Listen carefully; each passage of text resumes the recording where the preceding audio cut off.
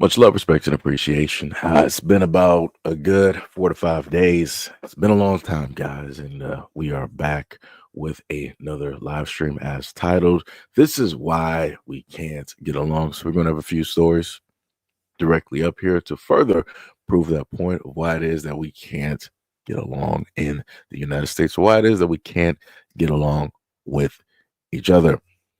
So, now we'll start with this one. There's too many coincidences. Me and my friend, right? We come to Philly, right, for a little girls trip. We come to the box bar, make a little charm bracelet because we friends. So we walk in, nobody greet us.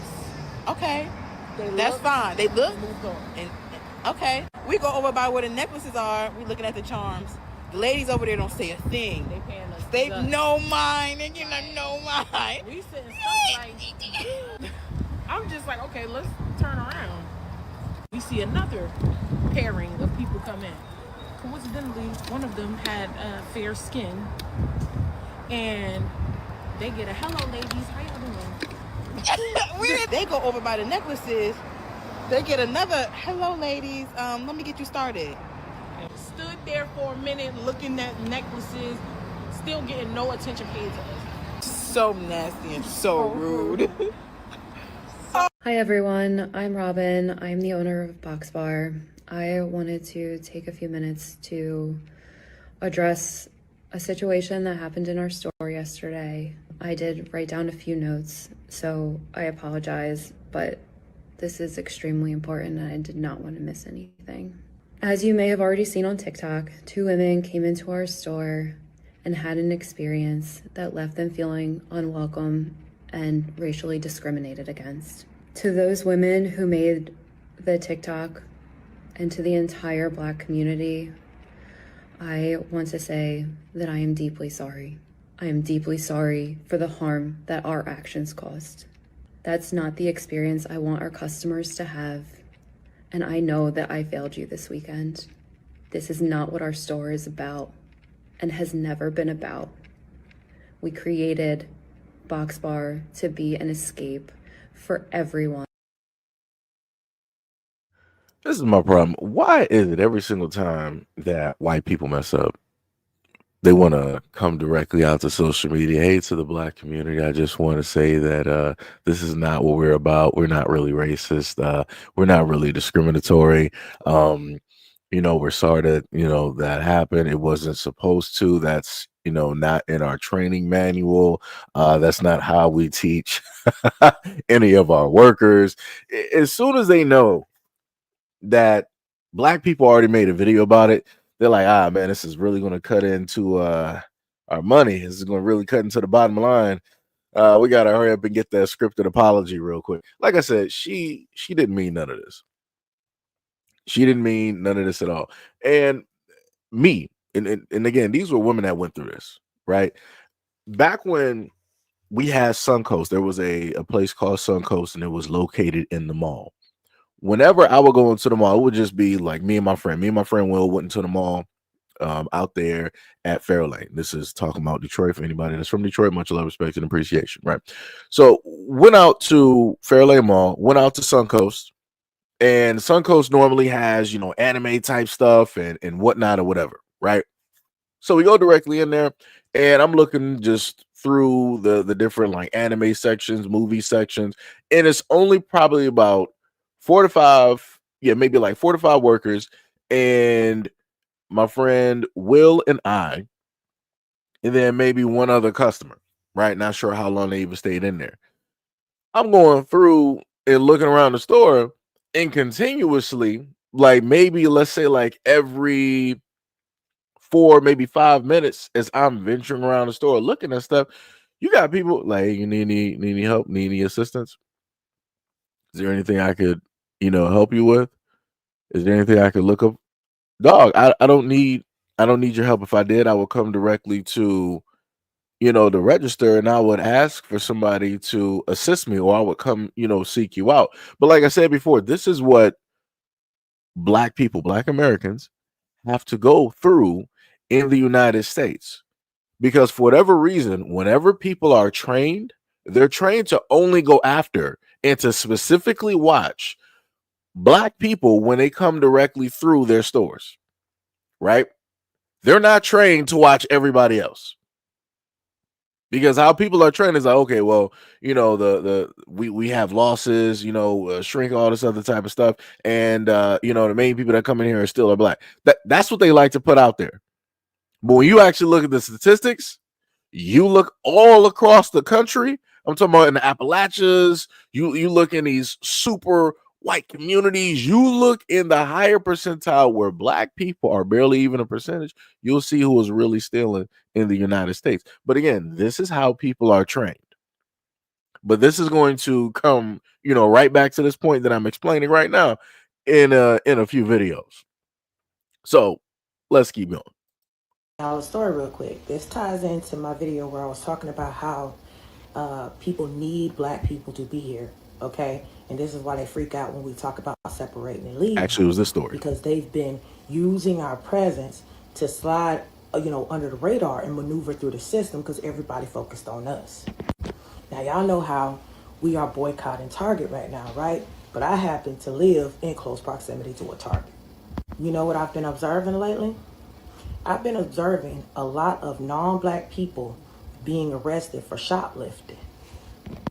Way more than I've ever seen before, right? Why is that? Let me tell you why. Because black people are boycotting Target and not in Target as much. Loss prevention is not stalking black people, right? They're not having the cameras in their eyes and their loss prevention people trained on following black people around and watching black people. So now they got to watch the other people that are coming in there. And since watching the other people that are coming in there, they keep catching them shoplifting and stealing. Something that they were missing before, okay? They was getting hit, plenty of companies, plenty of stores, right? Embezzling, the books, all of that stuff. Even when you look at crime, right? A lot of people get away with crime because they ain't black. The police and all of them, the criminal justice system, so focused on watching black people, and they don't see the other people that are doing, negative things, right? So the withdrawing of our presence is very powerful because now they got to focus on something else. And these other people know that if we are not here, they're going to start catching them. They're going to start seeing them, okay? So it's not just the fact of, if we're not here, they're going to pick another target, which they're going to do too. But they're also going to start seeing other people and watching other people and clocking other people. And many, many houses of cards can come falling down when that happens. Everything that she stated is 100% facts. And the funniest thing is, for the longest time possible, I never really actually thought about this out of all of the reporting, out of all of the videos that I've ever done. I never really thought for a second that, these people realistically also want us around for nefarious reasons so that they can, skate by, so that they can decide to steal, because they know if they have a cover, aka black people being in the store, that their own people, that these corporations, these businesses, right, the security guards and the cops, they're only going to solely look for black people stealing. They're only loss prevention. They're going to only follow the black people around like, oh, I know they're up to no good. The way that they dress, they came in with a bit. I'm about to just sit up there and follow them. I know I got one. But then you got umpteen white people there rolling through there, just like stealing whatever and just literally leaving out the store. So, like I said before, I would actually advocate for black people to boycott a lot more businesses. I would actually advocate for black people to just buy stuff directly online. Allow a lot of these businesses to have all of their white consumers and many other people roll directly through there. You can sit up there and shop online, but a lot of white people and everybody else to roll through those stores. And let's see the people that's going to sit up there and get arrested. Let's see what's going to let's see what's going to sit up there and happen. Because I've literally watched videos and I've worked again in a store. So I know about loss prevention, shrink, and all of the other type of good stuff. And a lot of the people that just so happen to be stealing from that store, they were nowhere even close to black. They were white. And these were people that got money. So explain that to me. Explain that to me. How is it possible that you could be white, have all of the money in the world, and you come into a store to sit up there and steal something that probably cost about $10, $15, $30? What's going on? You got all of that money and you got to sit up there and still, you got enough money where you can literally probably like buy shares of a business and get stuff for free, or however that stuff works. There's a multitude of things that you can do in order to get stuff for free, but you opt not to do any of those things. You want to roll directly into the store to steal something. That's crazy. That is some crazy work. And the other thing I would love for a lot of these businesses to do is to start posting all of the people that they catch, because for whatever reason, when you look at the news, they only primarily want to show black people, and black people don't even make up a large percentage of the population in the United States at all. Even when it deals with shoplifting, if you look at the FBI statistics, black people are not up there. Our names are not hanging from the rafters. It's not us. It is not us. It's everybody else, but it's not us. But again, when it deals with the media, mainstream media and alike, these are the things that they want to portray. They want to show black people just out there. They're the only ones stealing and committing every single crime known to man in the United States. And everybody else is just a godsend. They're angels directly out here. They're not doing anything wrong. Let's continue. Derek Williamson, he had a farm. He was doing a ministry, he wanted to raise animals and stuff. And he invited this family that looked like this right here to come in and, let him stay with him. He was being nice. Then they tried to take over his property. They actually stole it from him. Yeah, this family right here, that's James Hardy right there. And that's his other daughters. And that's Derek. I mean, they assaulted him. They lied on him. The judges were siding with them and stuff because they're already millionaires. But they wanted to steal his farm because they didn't want him to have it. Ain't that how it is? And then their daughter, Jordan, she made fun of him and made fun of his brother when his brother had passed away.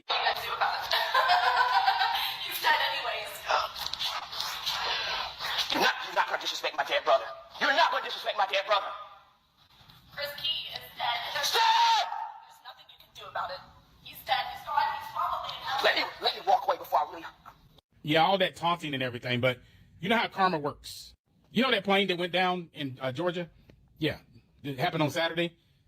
Both her parents, the ones who stole the property, the ones who lied continuously on Derek, the ones who sit up there and harassed him, the ones who sit up there and did all this evil stuff. Okay, bye.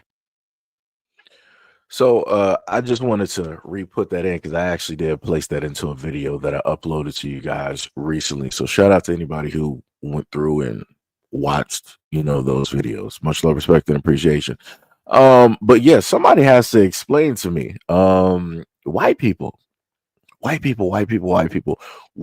is it that y'all like stealing land? Let me just rewind this real quick. This young black man has his own farmland. You see that smile, you see how ecstatic, how happy he is, right? He got his bird directly right there. He got his own farm. That's a young man, young black man. Right? And he was nice enough, right? Because this is how God created black Americans, right? He was nice enough to sit up there and allow these folks. I'm not sure what they were going through or what was taking place, but he was nice enough. He was selfless enough to allow these folks, these pale pagan Christian extremists, directly into his home, right? And then, as we found out in the video, these people got money, so it's not like they were without, right? So I'm not sure what type of fairy tale, what type of story that they did or how this, in a sense, went about, but he allowed them directly onto his land to just, be there. And slowly but surely, these same exact people took his kindness for weakness. And they were actively trying to steal his land, trying to take that from him, because they felt that he doesn't need it. They felt that he doesn't deserve it. They felt that, hey, we're white. We're, God's ordained people. We're on this land. We're going to Columbus and claim this land just like we've claimed everything else. And I want people to understand that we're not talking about the 1920s. We're not talking about the 30s. We're not talking about the 40s, the 50s, the 60s, like a lot of people like to say, like, oh, why are you guys so stuck on the past, slavery and all of this stuff? None of these people are around. Well, I guess what? His parents, this girl's parents are no longer around. How about that one? They're no longer around. These land thieves, land grabbers, these Columbusers. Yeah. This is all your bloodline. This is what y'all like to do. And in 2024, 2025, this is recent times where your own people wanted to do this to a young black man who was nice enough to open up his land and his home directly to your folks. And y'all decided that y'all wanted to try to roll up and steal his land. But like I told y'all before, and I've been saying for years, guess what? Karma is the greatest equalizer, because this is not the first time that I showcase one of your own doing something crazy and then losing, disappearing, for lack of a better word. Shout out to you too, because I gotta watch how I talk. Just disappearing, right? There was a shorter white woman, right? She was racist as all get out, and she was being racist towards this young Muslim girl, right? And her friends, calling her all types of names, saying all types of derogatory stuff, and just verbal all over the place, right? That same woman, this was years ago, same woman ended up losing her life because she stepped into traffic and a fire truck was magically there, and it was like, oops, right? So she's no longer there, right? And that's because of the villainry, right? It's because of the mentality that she had. That's because of the energy that she carried. Again, this has to deal with karma, something that you guys don't actually understand, but you will soon experience, right? So the exact same thing happened to this family, right? It was magically, it was a plane that they were on, and it went down, right? They just, gone. And then this one here just decided that she wanted to make a mockery of this young man's brother not being here anymore. Well, guess what, sweetheart? Your parents are no longer here. How about that? Two birds with one stone. How about that? It's diabolical work. It's crazy. It's crazy. So to a lot of the Caucasians, Caucanites directly out there, I want y'all to just reassess your. Actually, no, I don't want you to reassess. I don't want y'all to fix nothing. Be exactly who it is that you are. Be emboldened by the government, by the administration that is here, and let your racist, colonial, colonizing, male madness flag fly. Just go ahead and do that.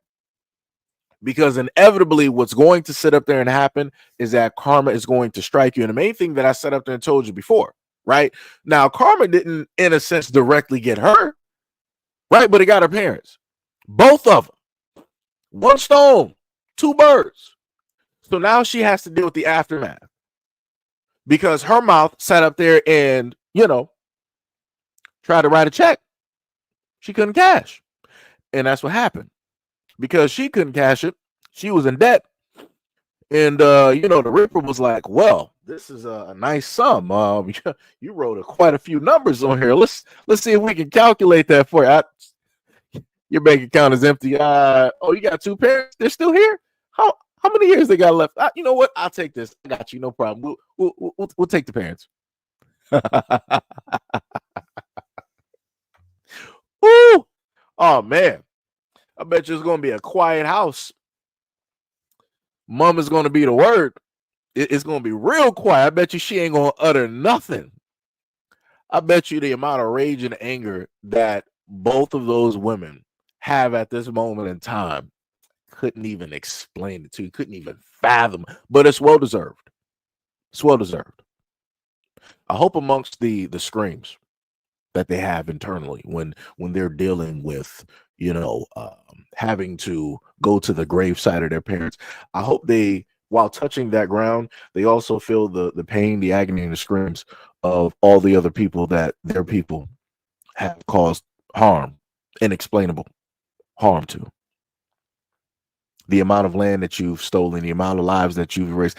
I hope that you get that quote unquote ghostwriter penance stare, and you have to take in all of that while you're trying to remember your parents for, whatever good people that you think that they were. And I hope that happens to the rest of the white Americans directly out here. Hope you guys suffer. I'm just going to be real. There's no other way I can sit up there and put it. Karma is going to sit up there and come, and there's nothing that you're going to be able to do with it. But I know because you're not able to suffer in that existence by yourself, you're going to try to bring everybody else with you. And I want you to understand and know that this is a one-way ticket. It is a one-way trip, and it is just meant solely for that person. So no matter how you try to make everybody else, aka Black Americans here, suffer because you know you're going to suffer far worse, it's not going to measure. But good luck and nice try though. Good game. Try again in your next reincarnation. But let's continue. Also, much love, respect, and appreciation to everybody that's currently in the chat at this moment in time. Much love, respect, and appreciation. We also had to get rid of some of the trolls directly in the building saying some nonsense. So if my mods don't catch you, I will sit up there and catch you, and you will be added directly to the block list. We're not playing those games today.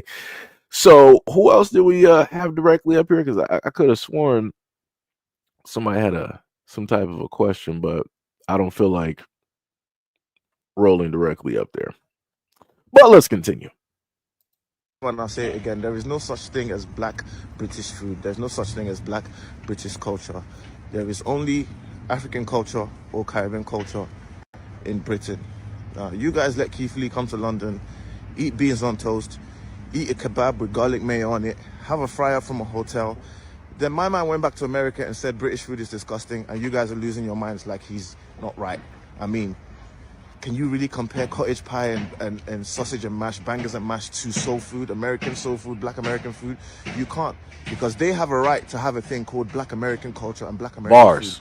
Whereas there is no such thing as black British food or black British culture. There is only African or Caribbean culture or African or Caribbean cuisine in Britain. And even when we do cook the British foods, we all know we put a little black spin on it. We don't cook it the same way the white people do. So why you guys are choosing that this is the hill you want to die on in the comment section is beyond me. I've said it before and I'll say it again. No such thing as black British culture. You guys cannot compare yourself to the Americans because they have a much deeper history of being black Americans in America. We don't have that. We do not have that. There is no black British culture or black British food. There is only African or Caribbean food in Britain. Stop this delusion, man. So, like I said before, and shout out, as I normally sit up there and state, shout out to the ones that have common sense, that are working with logic. They're not working within emotions, as I currently see directly on TikTok, because there's fields. Like the one video I showcased to y'all where the white dude was like, thank you, Black Americans, because you guys have single-handedly brought together all of the UK. Which means that if it took for Black Americans to bring you guys together, that means you guys are divided. That means that there's some type of racism, bigotry, and discrimination, even though people like to say the opposite. People want to say like, oh, well, when you look in America, there's far more racism than there is, in the UK. We don't even have any here. I'm like, you're a lie, because I've literally covered videos. But like I said before, if people want to be ignorant of racism because they're deep, and I mean deep, into interracial dating, and because of that magically nobody sees color, so be it. I wipe my hands of it. No problem. Go ahead and do you, right? But again, like this man said, when you have the Africans and the Caribbeans come to the UK, you only have their food. There's not a black or a type of national culture thing of their food. That's not how that works, and nor will the UK even allow that. They're not going to allow that. You're going to be steadily eating the exact same foods that they were eating back during World War I and World War II. That's it. The struggle meals, the struggle upon struggle upon struggle upon struggle. And then the one video that I brought directly to you guys is the fact that the white guy that wanted to explain about how it is that Americans are eating this and that, and we have all of these chemicals and stuff in our taste buds and da. People forget that we actually cook. I'm like, they like, this is like, the ignorance is astonishing that a lot of people in the UK who have really, they've only traveled through like Europe and stuff. They've never really come to the United States. So they don't even understand how vast and how large the United States is. They don't even understand it. Right. And that's just the first part right there. While a lot of them like to sit up there and say that we're dumb, we don't know this. They don't understand that the UK can just fit within comfortably within the United States with no problem. And we're not skipping or missing a beat. Right. On top of the fact that we can go to the market or we can go to a farmer's market, right? Or even some of us, we have our own farmland or gardens where we grow our own vegetation, vegetables, all of that good stuff. We take it directly from the land into the house and start chefing it up. I'm not listing preservatives. I'm not listing extra chemicals and all this. None of that. This is all natural, straight directly from the ground. But like I said before, because of the lack of education, because of the ignorance that is directly there, because a lot of people want to be like, oh, we're just vastly superior because our food is this, that, and the third. And ain't nothing vastly superior. I ain't never, let me explain something to y'all real quick, just in case y'all ain't never see these videos. You got over there in the UK, Chinese food that comes with French fries and quote unquote Chinese gravy. I ain't never seen nothing like that in my life. Now, let me explain.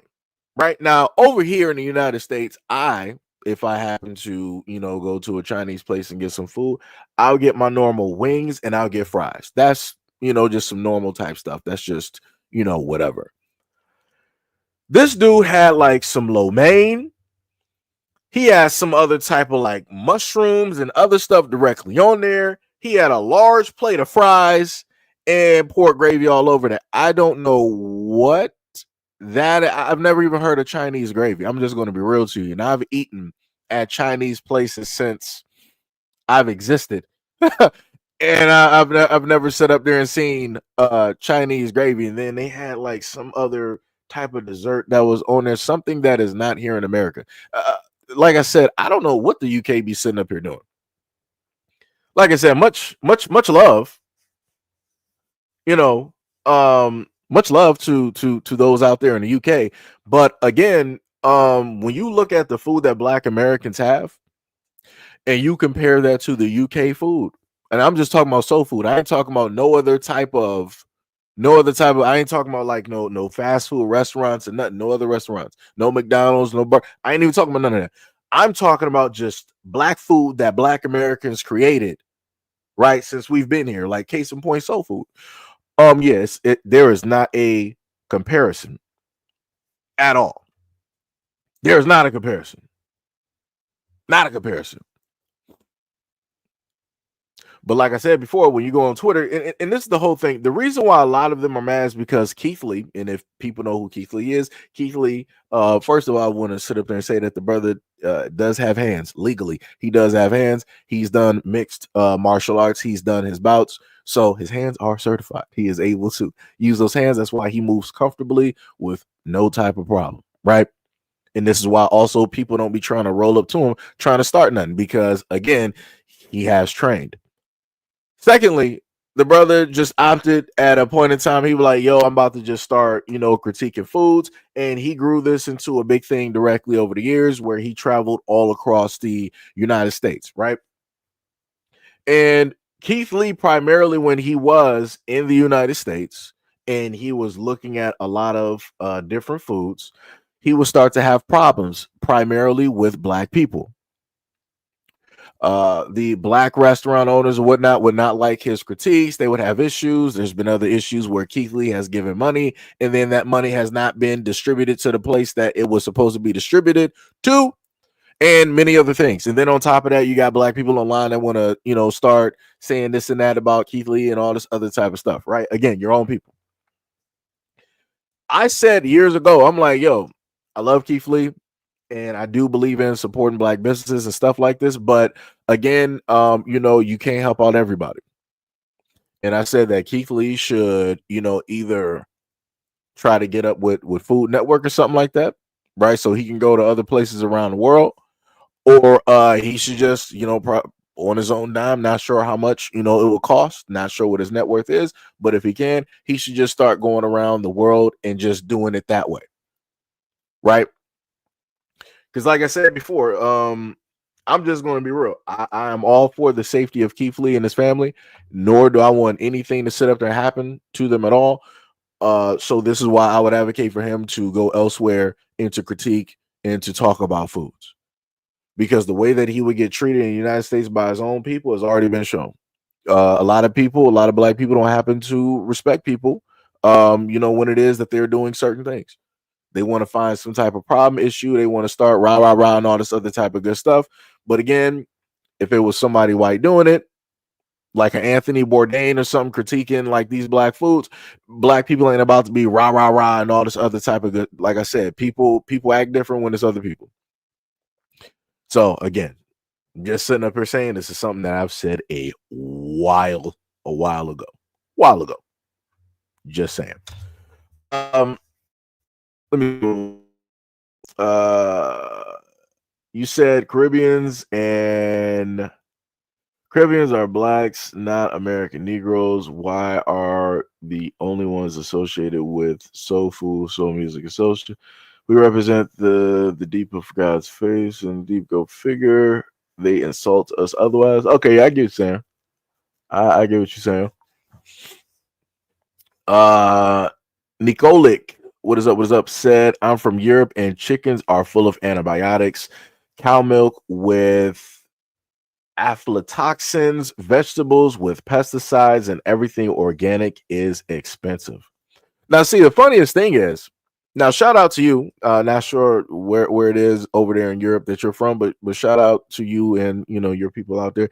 Stay safe. Start growing your own food if possible. If you got a large enough land to start, I would advocate for start growing, your own food and different things so that your kids and you don't have to take in those pesticides and all those other type of things.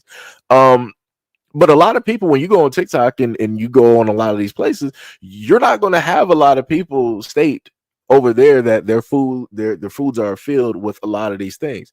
A lot of people like, no, it's just America. America's the only place where, they're chemically, poisoning and doing all these other types of things to the food and, to the poultry and the beef and yada, yada, yada. Right. Now, again, I already know that American food is poisonous. I already know if Australia is in a sense the place where everything that is living is meant to kill you. America is a place where everything that they make for you to eat is meant to kill you slowly. That's how it works, right? That's pretty much how it works. But yeah, it's crazy out here. It is 100% crazy out here.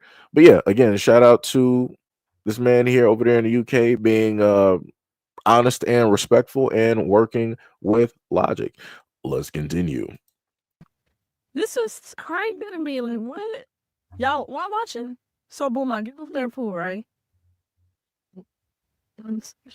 I give them hello, immediately right after me. Go you. The phone get rid. Let me speed up this in and out the food process. Of course, he can criticize that. Okay, we're It's going to sound a little bit muddled because there was music playing, so you got to edit that stuff, copyright reasons, for it just in case. But I made sure to put the captions directly up there, so that's pretty much how you have to, keep with it. But can we even zoom in? Sort of, kind of, right? So, lady up in there, she looked like she just rolled up out of bed. Big back activities right now, right? So she rolled up out of bed. She got on 2 thin jackets and probably a t-shirt because there's a hoodie right above. And then on top of that, she wearing a bonnet, right? Directly in a restaurant. And this is the queue, right? So the whole thing was like, okay, ask her for a refill and then she'll run back and go get the refill. And then we're going to start walking out with the food. Again, this is big back activity. I'm a person that loves to eat. I'm not big by any means necessary, but I've been able to out eat a lot of my other friends that are larger than me. I'm talking about like there might be like 250, maybe going towards like 300, at a moment in time, right? And I was able to put away more food than them. Never at a point in time in my life ever going to a restaurant or anything did I ever think like, oh, okay, well, I want this food. I'm hungry, but I really didn't come with enough money, nor did I plan on paying. So we're going to make, some type of distraction so we can just run off with the food. Never in my life have I ever done it. And I love food. I love food technically almost beyond anything else. I ain't never do any madness like this. This is severe big back well activity. This is diabolical at best. This is crazy work. This is some crazy work. Like, I ain't never in my life. Look at this. Look at this. Look at this. Look at this. And she just sitting up there smiling. Look like she might even had a BBL done. This is all types of crazy. That clown right there, that's the one that left the phone. Let me go back. Go right back. Cause 5. That's crazy. They all look like thieves. I'm just gonna be real. I don't care how it sounds. I'm like, you in a restaurant with your hoodie on. You're in an establishment where it's clearly it's light there. You're not at a club or nothing.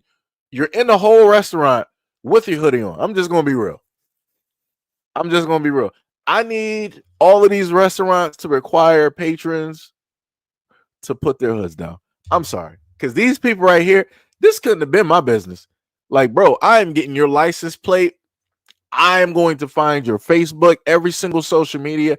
I'm going to have your pictures blown up and posted throughout the building. I'm going to put your pictures directly on the website to let everybody know that y'all thieves. That anywhere you go, you have a high potentiality. I'm talking about in the 99.9% percentile to sit up there and steal. Because that's crazy to me. What are we doing? You that broke. So you don't know how to cook? Obviously not, because I'm looking at the weight of some of these people out here. And obviously a lot of people don't believe in cooking at home. This is why the obesity rates are so high directly out here. It is ridiculous. Because let me go back. Where that first woman at? I know for a fact. Let me roll her back. I know for a fact that woman is not cooking at home. She ain't cooking at home.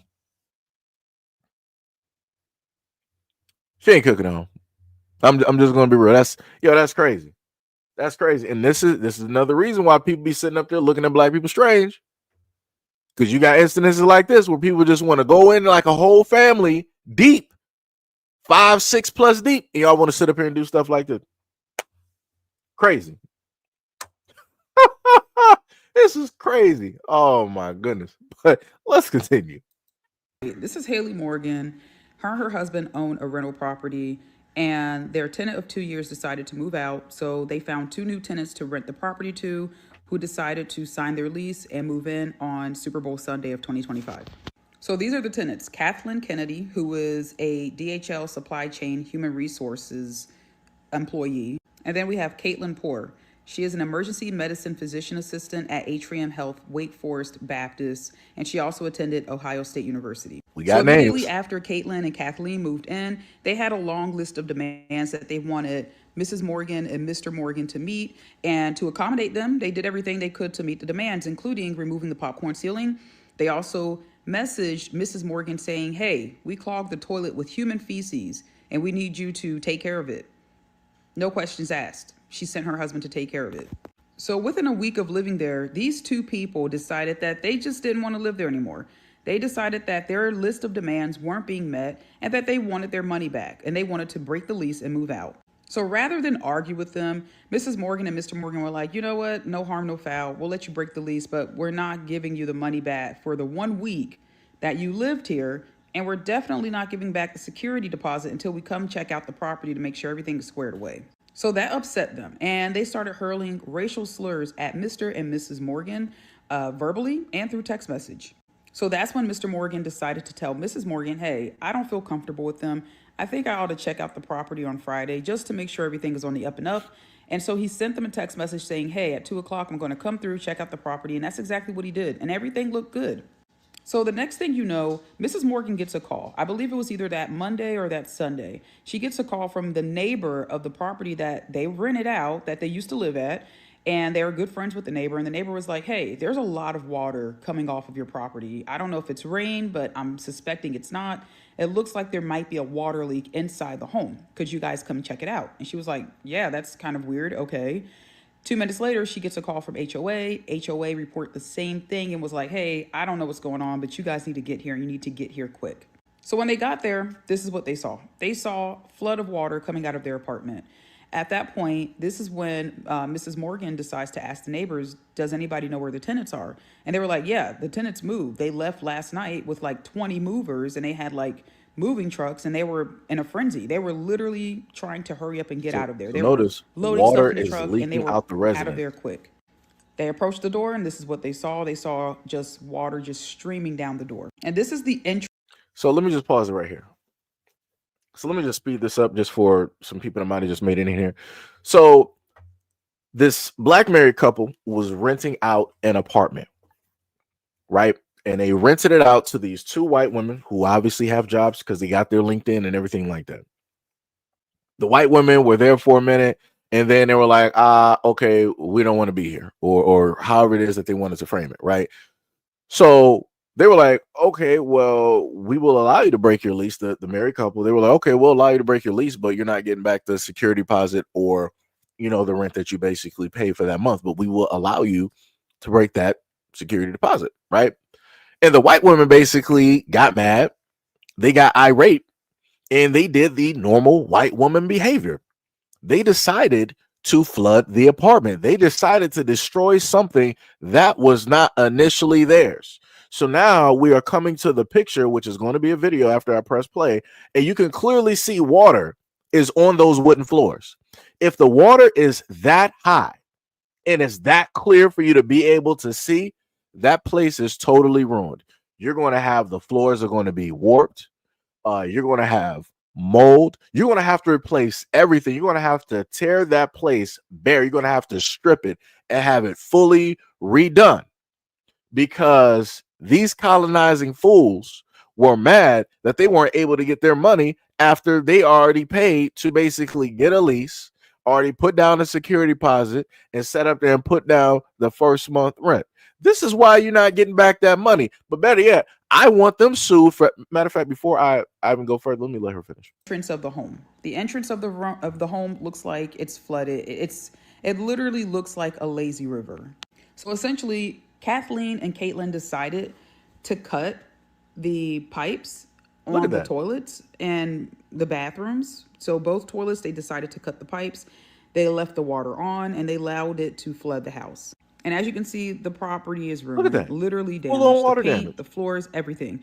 The house is so ruined that they can't even enter the property at this point. So let's do what we know how to do, and let's try to make them famous. Remember, Caitlin Poor, who works at Atrium Health, Wake Forest Baptist. And then we have Kathleen Kennedy, Human Resources at DHL Supply Chain. We love to make people famous. And that's what I'll be talking about.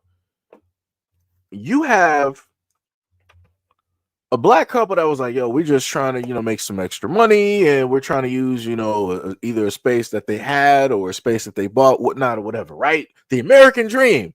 And the colonizers come directly in just to ruin something that black people got going. So let's see here. So we already had one instance of a young black man that owns farmland. And you had the colonizers come through and try to take his land, his own farmland that he has.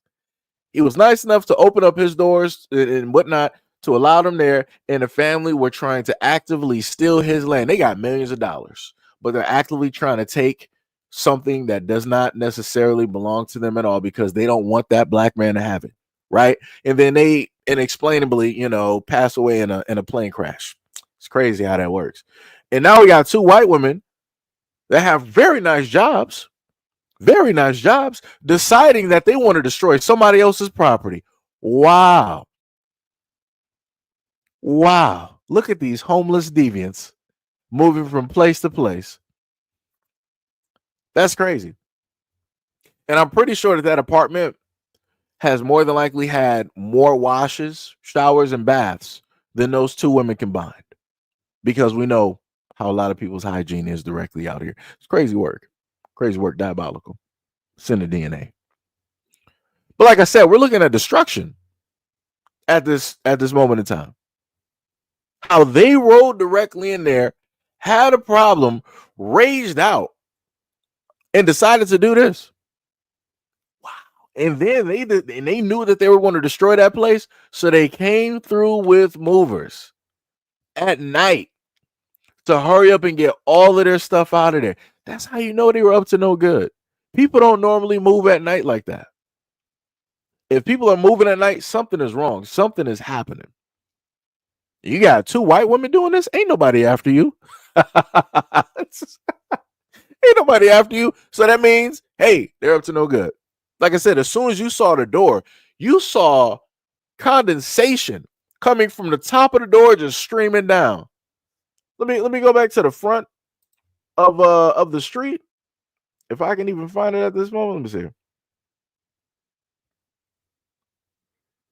Because at one point in time in the video, look at that. Look at that. All of that water coming directly from that home into the street. So you know that this has been going on for hours. You know that that water was running for hours. And they more than likely hit both bathrooms. So there's probably a downstairs bathroom on the first floor and then an upstairs bathroom on the second floor. Think about all that damage to both floors. The house is done. And then is this a connected residence? This is also a connected residence. So there's no telling if any of that water might have trickled into or potentially gotten to somebody else's home some way, somehow. And what type of damages that may lead to or growths of mold. Like I said, take everything from them. Leave nothing. Take everything from them. Leave nothing. I want them jobless. I want them on true government assistance. I want them, what did Drake sit up there and say? I started from the bottom. I want them restarting actually from the bottom. I'm talking about from below ground, like an earthworm jump. Start digging directly through there just to sit up there and reach sunlight.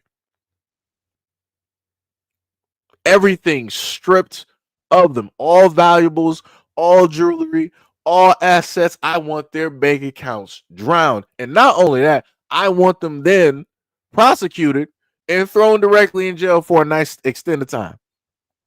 Because this is crazy. That's 100% crazy. Because there would be no way in the world that you would have a black family or black people do this to somebody's residence and then they just make it scot-free. Oh no, the police would have already been there. The police would have had spider sense. It would have went off instantly. It's like, I think something's happening at building, 34 at such and such street. At 3:00 in the morning, I sense some blacks moving about, right? And they would have just been there, 5 deep. Can we help you guys? You guys are moving? Let me see your lease agreement. I need you guys to sit right there for me. I need some ID. I need the lease agreements. I need any other types of. Matter of fact, we're gonna put you guys under arrest up until we can figure this thing out. That's what they would have did. Because matter of fact, I have a video, right, where it was an older black gentleman, an elder, retired veteran, moving into his house, and he's the only one moving, right? He was moving the whole day. And note, this is an older man. He's probably in the 60s or whatnot or whatever. He's moving into his house the whole day. And the police roll up on him at about dark 30 in the morning. And they proceed to sit up there and ask him, what are you doing here? Whose van is this? Whose stuff is this?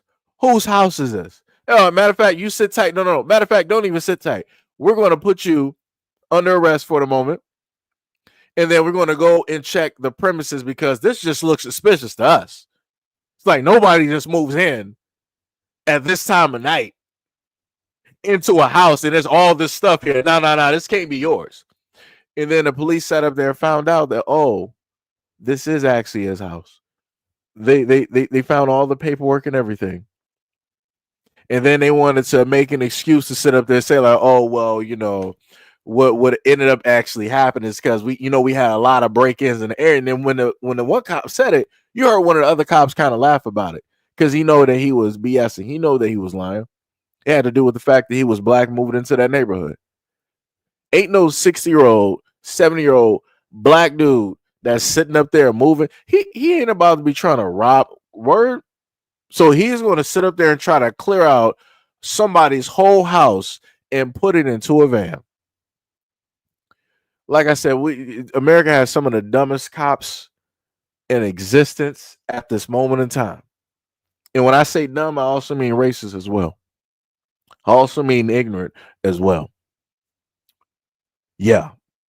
But like I said, obviously those cops, they didn't show up here. They didn't show up here. Even if you had some black cops that sat up there and spotted these two women moving at night, you know what they would have did? Oh, you guys are moving? Let us stand by.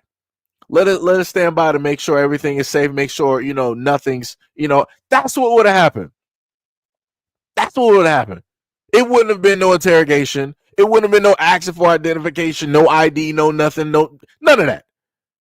But like I said before, whenever you just so happen to tell people about these things that are going on in the United States, people want to, America's not racist. The same type of thing happens to white people and many other people. Why do you guys have to sit up and make it about race? Because it is about race. Happy National Black History Month. It is about race. It 100% is about race. That's exactly how America was built. That's how it was formed. That is within the fabric, but yet y'all trying to erase that like it was just kumbaya, my lord, kumbaya. Nah, it wasn't like that. It never was. It never was. It's like whatever you can't steal, you destroy. Whatever you can't destroy, you steal. Those are the only two options. There is no in between. That's all you know and all you are. Yes. Like I said before, I hope they lose everything. I hope they 100% lose everything. It's crazy work. It's crazy work. Joe was like, I love black and white people. I don't care. I didn't even ask for that. There's no white people here that are. This is not TikTok where you just simply make a video. Hey, white people, I just have one question. Do you want to be this? This is not that. You are on the wrong live stream. You are on the wrong live stream for that, buddy. We are not doing that. We are not asking for white people to sit up there and love us like us. This is not that. You might want to move that directly over there to TikTok. I'm just saying. Just saying. I like I said, I don't understand why people have to sit up there and even put a notification out there because nobody asked, nobody was searching. Because I'm pretty sure if the white people that you're saying that you love as well, I'm pretty sure they would have searched you out by now and they would have found you. I'm just saying that's a little bit crazy to me. I don't care if it's a robot or not. To anybody else that want to write something stupid up there like that, go ahead and be stupid. Set yourself free so I can clown you real quick. Let's continue. Story that they don't want me to tell because history books want you to think something totally different. When you read about the Night Riders of the Klan, they think everybody was scared of them. They think that black folks was terrorized and we were running, hide, and scream. I'll tell you a little story that you probably never heard of. In 1960, there was a group of black men in Bogalusa, Louisiana.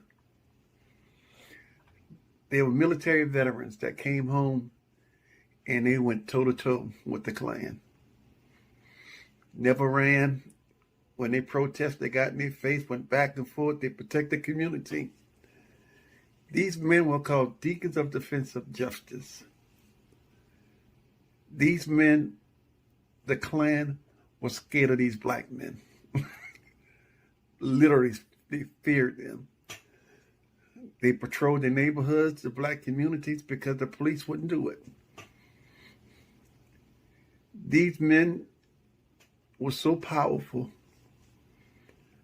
that they used their military skills to protect their black community.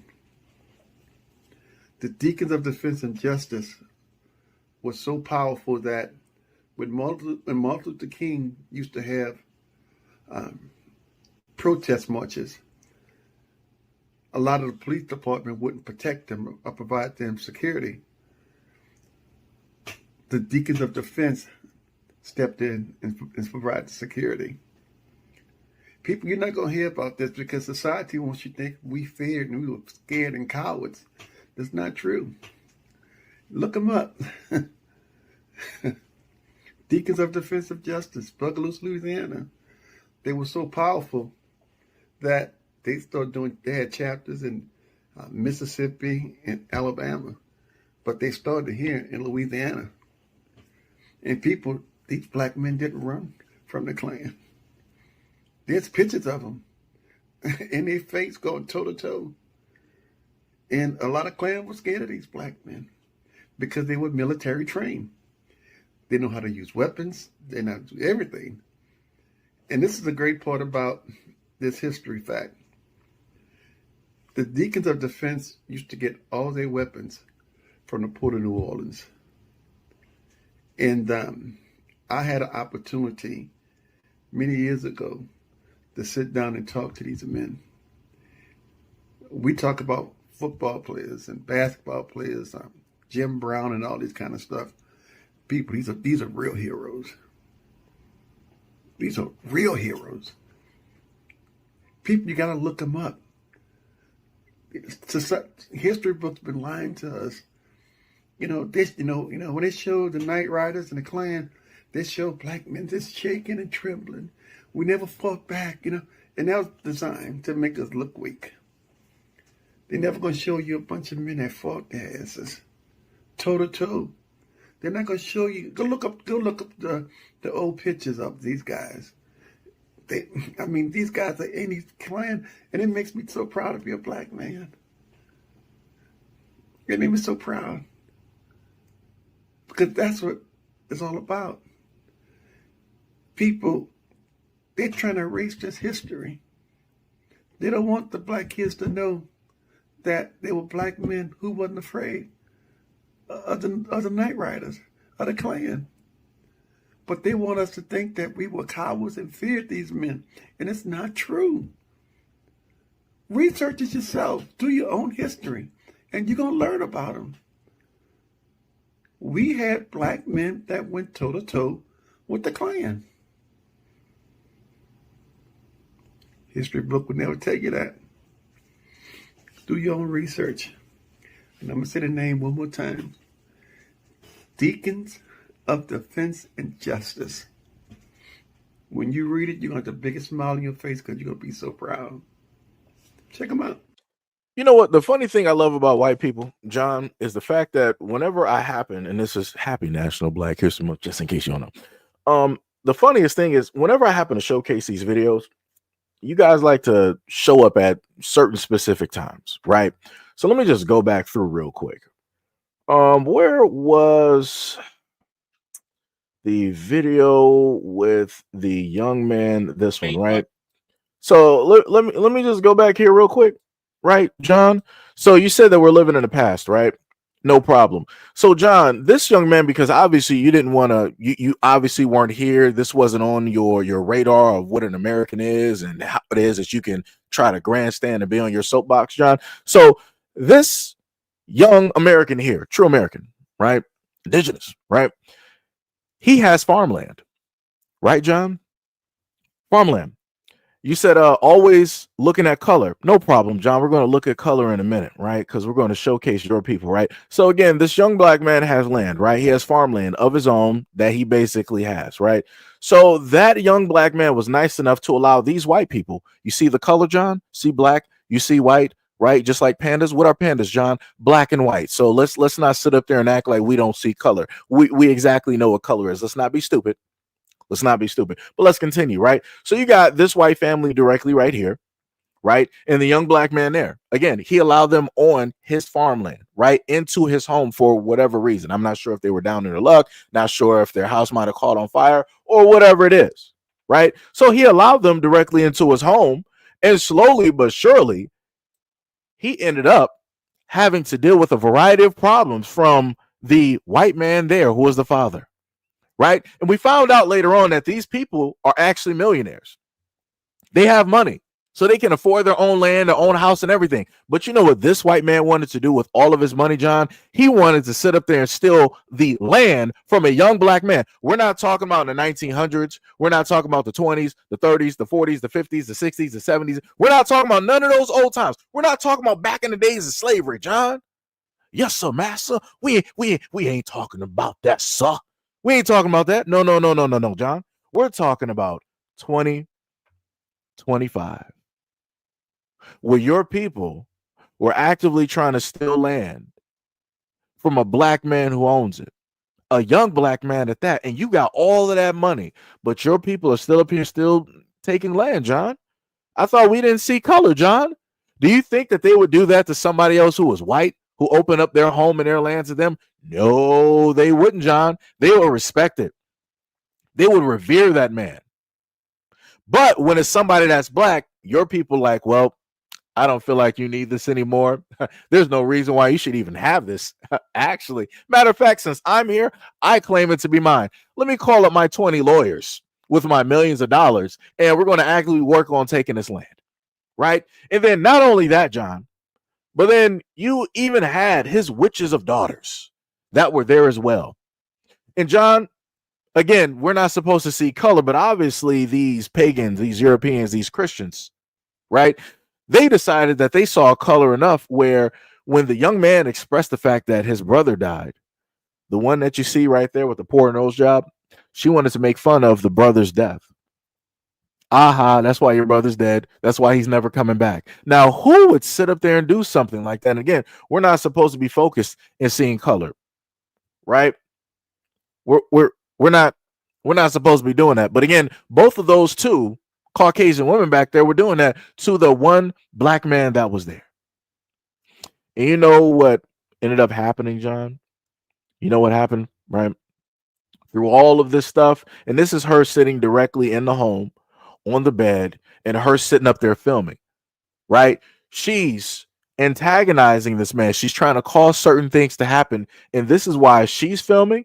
And this is why the sister on the other side also has her phone directly to her side. They're both filming, right? So they're both plotting. These are two white women plotting on a young black man, trying to get him arrested, trying to do any and everything, trying to help their dad get the land. Again, these are white folks trying to actively make a plan, or formulate a plan to steal the land actively from a young black man who is living. Again, we're not doing with the 1960s, 50s, 40s, 30s, and 20s. We're not dealing with the past. We're dealing with 2025, right? Ain't this the same year that Trump got inaugurated, right? Okay, 2025. So I'm just making sure that we're clear, right? So lo and behold, John, what inevitably ended up happening because of all of the laughter and everything that she wanted to sit up there and state and make fun of about her brother, her parents died. Her parents are deceased. Her parents are now looking up at us. I'm not talking about looking down, meaning they were up in heaven. They're looking down. They're stuck 6 feet deep, if not more, for an eternity. And now those two daughters that were making fun, those two daughters that were actively trying to plan and plot on a young black man, those two daughters that were trying to cause an interaction so that they could call the law, call the boys. Now they got to sit up there and call a morgue, right? Now they got to call people to pick up the pieces. Because now it's a puzzle. They don't know what their parents look like. They don't know, how their parents are all over. It's a puzzle. You got to get a master worker out here, a puzzle master, to sit up there and put them back together. The same way that Black Americans have had to sit up there and put their lives and everything else back together after your people came in and destroyed, took, erased. See how that works, John? See how that works? But again, we're not supposed to sit up there and see color, though, right? Because you said we're still stuck in the past.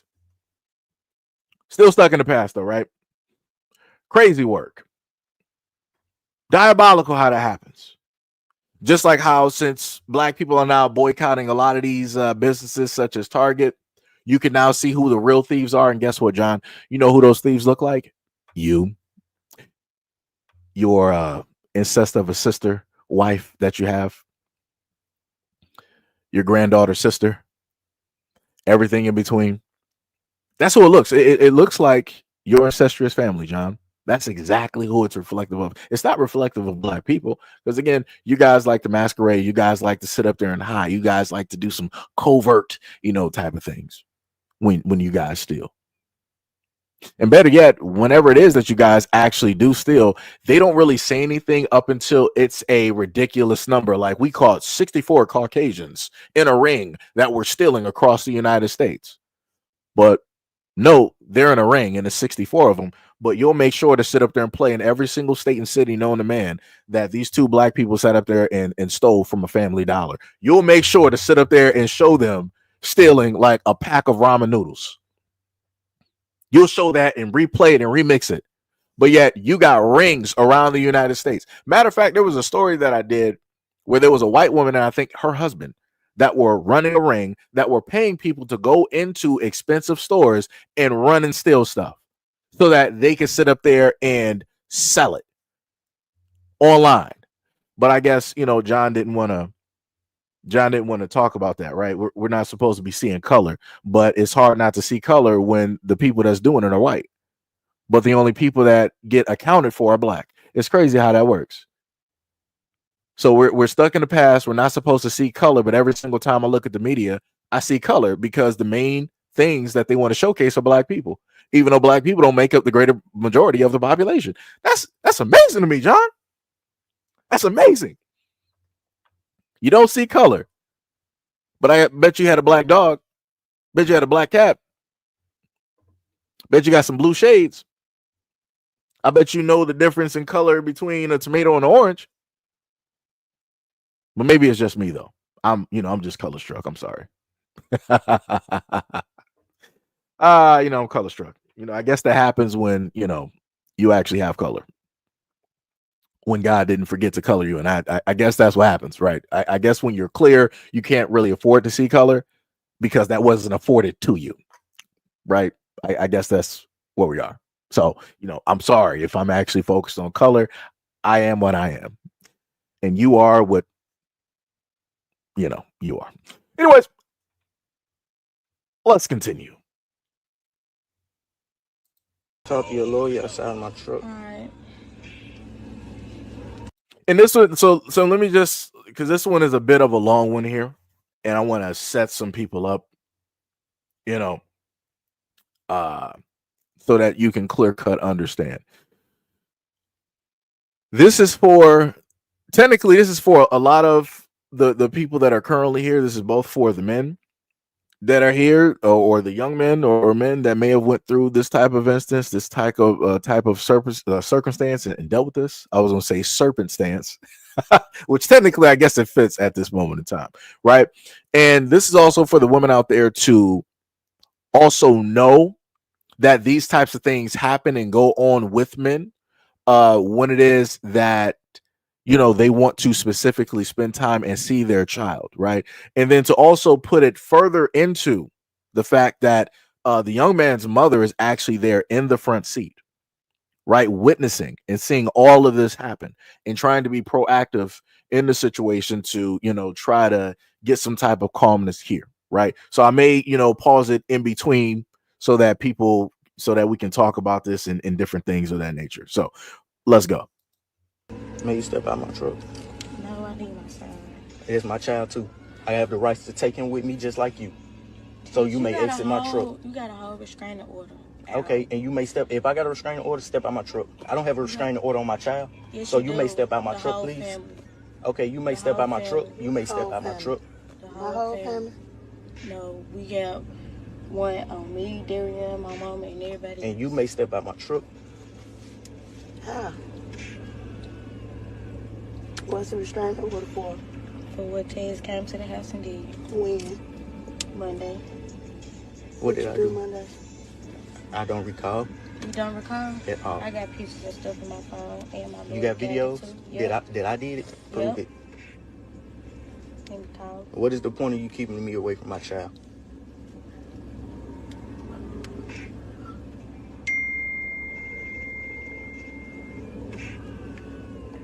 Darian don't even want to go with his mama, y'all. This is crazy. He laying on my mama. This is crazy. He do not want to go with his mama. This is crazy. And you trying to keep me away from my child for what point?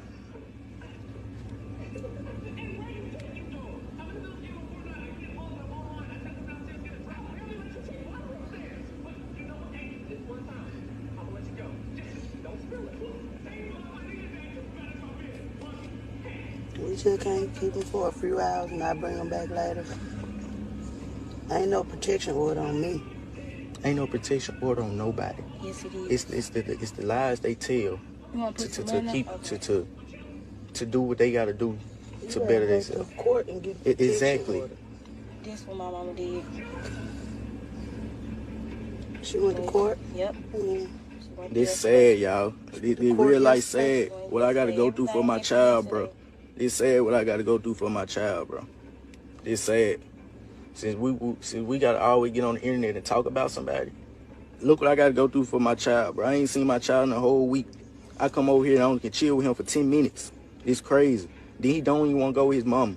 He said he want to go with his daddy. This is crazy. Then look what I gotta go through, bro. Hey, I was calling for the consultation lady that I talked to yesterday.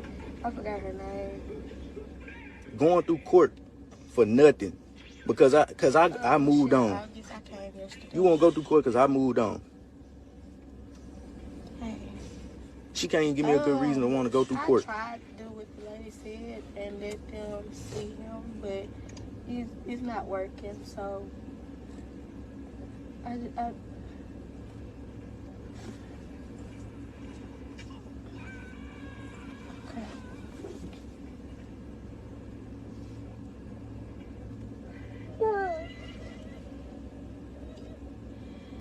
So I want y'all to understand this, right? This dude is probably in his early 20s, right? And you see the clown directly in the bonnet in the background. And I know you'll have some people that'll be like, oh, well, maybe you guys should sit up there and make sure you have kids with the right as a guy, you can try to do as much as possible. And I'm talking about from experience. You can try to do as best as possible, right? You can even know the family, you can know the sisters and everything, right? Because I was there. I did that, right? She met my mom and everything. And you know what can inexplicably and explainably end up happening? That the moment in time that somebody ends up having a child, says it's yours, and it's not yours, and then you're made to go to court to go prove paternity because said person wants to sit up there and put you on child support because during that time in Michigan, it was mandatory. If somebody wanted to receive money for a child, you had to put the father's name directly on the papers. And then you end up finding out that it's not yours. So again, you're talking to a person that I was raised by my mom. My mom, taught me to sit up there and look out for, certain things, right? Girl sat up there and met my mom.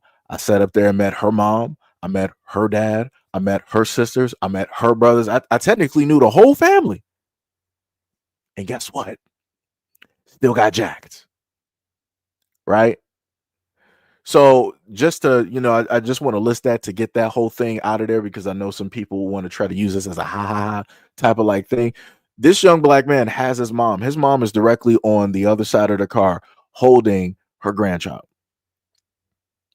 And you actively see the quote unquote mother, the clown in the background, sitting up there talking to her lawyer, sitting up there trying to make up a story like, oh, well, this custody thing ain't really sitting up there working, yada, yada, yada. Something needs to be done. So I want to just put this out there to a lot of people. If people want to understand and know why you have a lot of black dudes out here that are like, it ain't even worth it for me to try to even deal with the situation.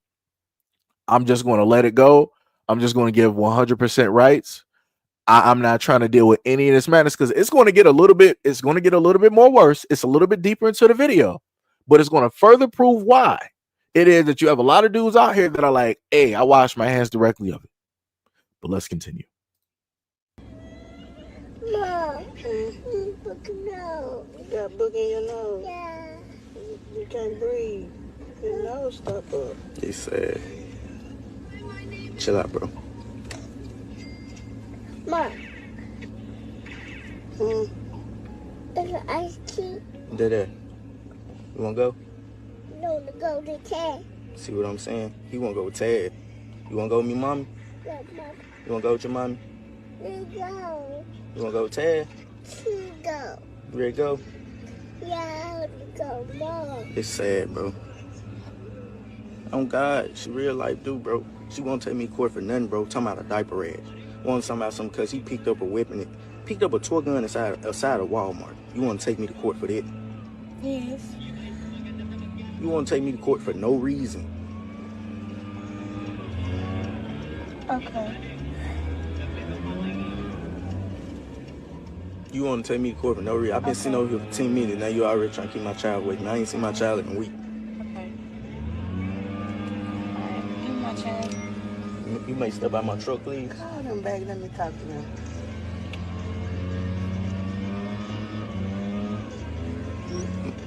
My son literally don't even want to go with his mama. He want to stay with his daddy. And you trying to keep my child away from me. Man, they sick. My son ain't never been home. Call them back. Let me also put this into context too. Earlier on, he said it very briefly. He said that the reason why she is doing this is because he's moved on, right? So this also goes into the whole other fact that a lot of women will use their children as a type of form of weapon and or control, where it's like, okay, well, you're no longer interested in me. You don't want to be with me. So guess what? You're not going to be able to see your child. So the guy could be a decent or a great father. But in order to get back at him because he is no longer interested and he found somebody else that he basically loves, want to be in a relationship with, she's like, well, I'm going to penalize you by way of the child. So if you want to see the child, you got to, be interested in me, or you got to drop what it is that you're doing. Crazy work. Let's continue.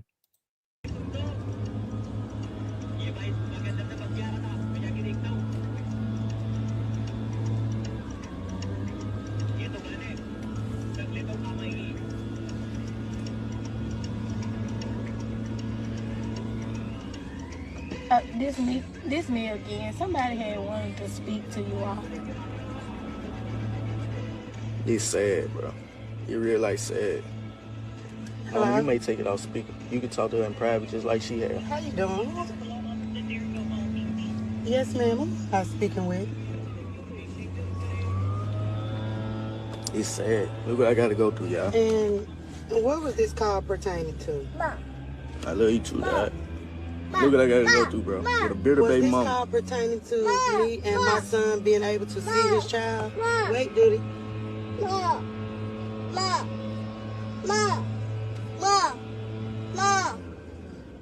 Ma'am.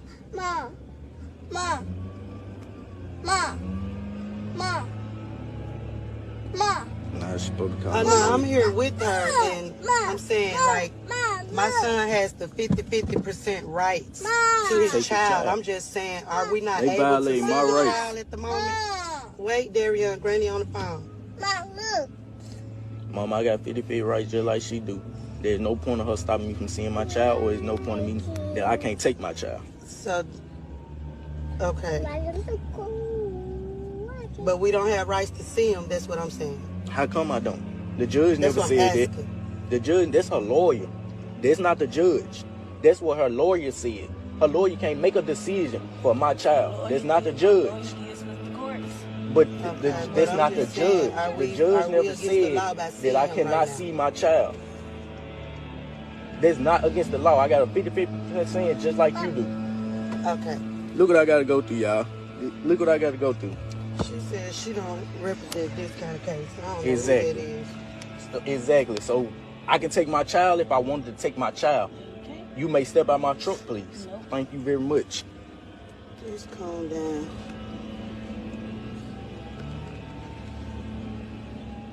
Man, where you gotta come in, man? You may step out my truck, please. I may not. Yeah, I see it. Now she don't want to get out my truck. Until I get my child. And if I pull off, I'm wrong. Help. Come on, Darian. Darian not going. I'm sorry. Darian is going. No. Oh, well, never. Or You violate my rights to keep my child away from me. not. How come you not? Just give me my child so things won't have to go how it will. Okay. Okay? For Just sure. give me my child. I ain't Notice keeping the calm threat with that nothing, she bro. just I'm tired of made. keeping calm. Okay, go to court, and you can go to court, and you can meet us there. No, I can actually call You the can police. call them. What they gonna say? What they gonna do? They can say, What if I have proof, proof of what? if I have Proof of what? that Darion's supposed to be with me, if I have proof. And I got proof that he's supposed to be with me too. I'm his daddy just like you his mom. Okay, I have paper proof. Okay, show me paper proof. Okay. Don't worry about it. Exactly. So I want y'all to understand the threat that she just made with the mom, with that young man's mom in a car. He's like, oh, no problem. You don't want to do what I say? I got you. I don't care about your visitation. You don't want to do what I say? You're not going to give me my child? No problem. I'm calling 911. I'm calling the police to come get you. And like I said before, so I get and I understand that a lot of people have sat up there and stated that, yo, y'all got to be more careful.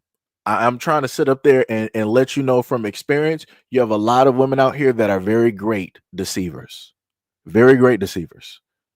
I'm not sure how else that I can explain this to a lot of people unless you've actually been in this situation. You have a lot of women that are very great, beautiful liars. Very great, beautiful deceivers. Like, it doesn't, the only way that you're going to know who a woman is if she decides to actually tell you and show you from the jump. That's the only way. There's no amount of detective work that you're going to be able to do in order to fully prove that, oh, this woman is really this type of, bro, no. Like I said before, this is how a lot of people, if you go look at the what is it, ID or Lifetime movies or whatever it is, whatever shows they got online, where a lot of married women were like, yo, I didn't even know that my husband was a killer. We've been married for 34 years. So for 34 years, that dude has always been a killer. And she didn't know because it was hidden. So I'm saying that to further prove that you're not going to know who somebody is unless they decide to sit up there and show you. Right? Just want to sit up there and put that directly out there. Just want to put that out there. But again, I want to highlight the fact that she is actively calling law enforcement. We all know how law enforcement acts when it deals with black men. And she actively is calling the police 911 because she doesn't want the father to have visitation because the father is no longer interested in her. The father is moved on.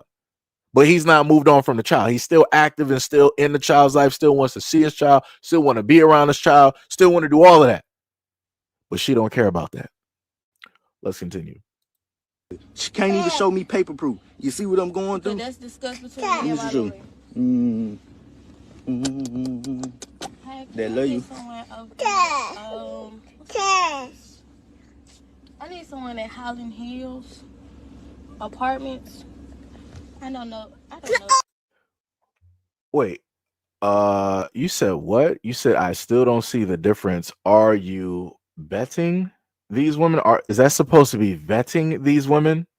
Is that what you're right? Is that what you're supposed to be writing? You said, is that not what you tell women? I sat up there and said the exact. I just need, okay. Before I go directly out of line, let me just talk to you like a human being, right? Because obviously, you only pop in on a few videos. I didn't had a multitude of videos. Who is Sani? I didn't had a multitude of videos for people to sit up there and chime in. But magically, when it deals with specific topics, magically everybody, want to speak on one thing. Like the white dude, I don't see color. Why are you guys focused on color? Had to sit up there and showcase that. Now you, out of all videos, wanted to basically pop in on this one and be like, don't you? I don't see the difference. Didn't you sit up there and tell a black woman to sit up there and vet and do all this stuff? The exact same energy that I've poured into both groups, I've said the exact same thing for black men, young black men, black boys, and I said the same thing for black women, young black women, and black girls. I'm a little bit confused on how anybody can get that misconstrued or doesn't want to pay it. Matter of fact, I know why people don't want to pay attention. It's because you don't want to pay attention. Like that's crazy. I've even used my own self as an example. So I'm a little bit confused here on what your point is even trying to be at this moment in time. Because it sounds like you skipped out on a lot of videos that I did over the years. Since about like 2018. Sounds like you skipped over a lot of those and the live streams as well, even current live streams. So it's like, it's crazy to have the perspective where you're speaking on some things I said in the past, but you're not looking at the whole of the totality. You said I watch your stuff a lot. It's not my first. So how do you not know? Ma'am, how do you not know? So you watch a lot of my stuff, so you obviously have heard me give my own perspective from stories that I've literally lived. And whenever I happen to talk about the black community, I throw myself directly in there. When I mention black men, I throw myself in there. When I talk about relationships and how things go wrong, I throw myself in there. So I'm a little bit confused on what point that you're trying to prove at this moment in time with the comment that you made. It was like, I don't see the difference. What? I'm a little bit confused. I'm a little bit lost here. But let's continue. Let's go back to the mother calling the police on a black man.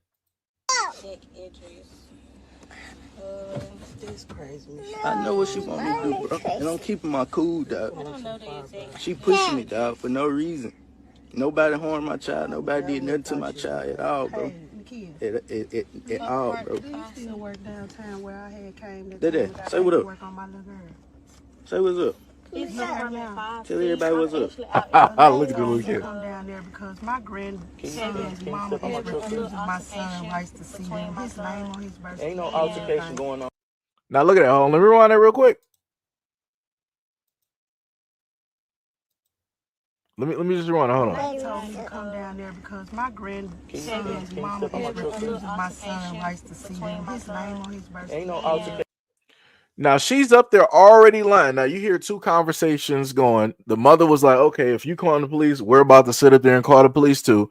So the mother is calling the police, letting them know that, hey, her son has 50-50 visitation. He's able to sit up there and see the child and whatnot, whatever. She don't want him to sit up there and see it for whatever reason. And in the background, in a car, in the same car, not even her car. She didn't pay for it. She didn't put money. This is his vehicle.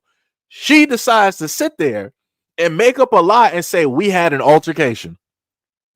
Wow. Wow.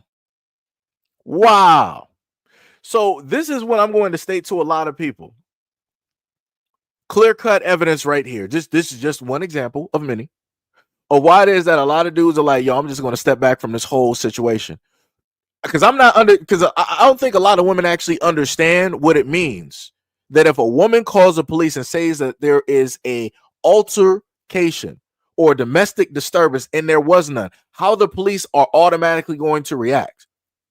Domestic disturbances, altercations are not the calls that a lot of cops want to happen. They would rather deal with anything else. Anything else. Because domestic disturbances and altercations, too many things, there's too many variables. A lot of things can sit up there and happen, and usually these things go wrong, horribly wrong. So they're already souped up and they're already charged, coming to the scene, already expecting what it is to expect because they've been through these things before. So how do you think that those cops, if they are to roll up to that car and she's in that car, she's not exiting that car as he's telling her to exit that, how do you think that that's going to sit up there and work out? How do you think that that's going to transpire? How do you think that the police are actually going to talk directly to him? How do you think that they're going to treat him? And then this will be another way that she could just file some random paperwork and lie. But, oh, we had an altercation in the car. Oh, he was doing this, that, and the third. And then earlier in the video, she wanted to say earlier, like, oh, remember all of that stuff that you sat up there and did? And he was like, what did I do? I don't recall. She was like, oh, you don't remember? She was like, I got this and that on my phone. I got proof and yada, yada, yada. What proof? What video? What do you have? Because if she ever has to go to court to basically prove any of these things taking place, she's not going to have any proof. But as I told people before, in a lot of these incidences, the courts are going to side directly with the mother. No matter how reckless the mother is, they're going to sit up there and side directly with the mother. Crazy work. But like I said, you're looking at this woman sit up there and lie on a father that is actively trying to be in his child's life. But because of him moving away from her, not wanting to be in a relationship with her no more, she wants to sit up there and use that child as a weapon in order to emotionally and even potentially physically harm him because he no longer wants any part of her. He still wants to be in a child's life. He just don't want to be with her. And this is how she's sitting up there acting. Let's continue. Going on. Don't lie to him. Tell me exactly what's going on. It allow you to get your son with. I got visitation right there. I got 50% just like you. Don't turn the phone. Let them hear what I got to say. Do not turn the phone. Let them hear exactly what I got to say. You be trying to make it seem like I'm so wrong when I ain't never did nothing wrong. Mama, I'm tired of being quiet. What he got to do, Nikhil?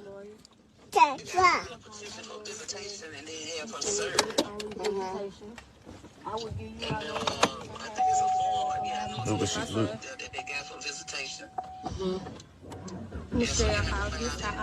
I ain't flashing at all, bro. I'm tired of being quiet, bro. I ain't dating nigga, bro. I'm not going through this no more. Look, I'm tired at all. Yeah, it could be valid, but I don't know. We'll have to see which judge the computer assigns it to. Then that's when you get your court date. I am in a silver. No. This girl calling the police on my son because he out here seeing his child. And now I can't even see my child, bro. I can't even take my child home, bro. It's sad, bro. Look what I'm going through with her. Right here. You can't keep a person from seeing their child. They should keep She want to be famous so bad. He's seeing his child right now. And if I want my child, I can take my child with me. Ain't nothing wrong with me taking my child with me. Ain't nothing wrong with me taking my child with me, bro. Look what I got to go through with a bitter baby mama, bro. That's exactly what happened. Yep, that's exactly what happened. Your dad's some sugar. This is crazy. This every day. Okay. Dad's some sugar. May. You want to see May? May. Yeah, Uncle Nuke. Yeah, Papa, Bug. Yeah, this is a live stream. My child. The OnStar system is not active. Well, what is you doing? To renew or purchase. Did you push the All-Star button? It's crazy. I can't even take my child with me. And I ain't did nothing wrong. I ain't touched nobody. I ain't harmed nobody. My child good. He want to go with his daddy. What have I done wrong? For anybody out there that want this child, man, I feel bad for y'all, man.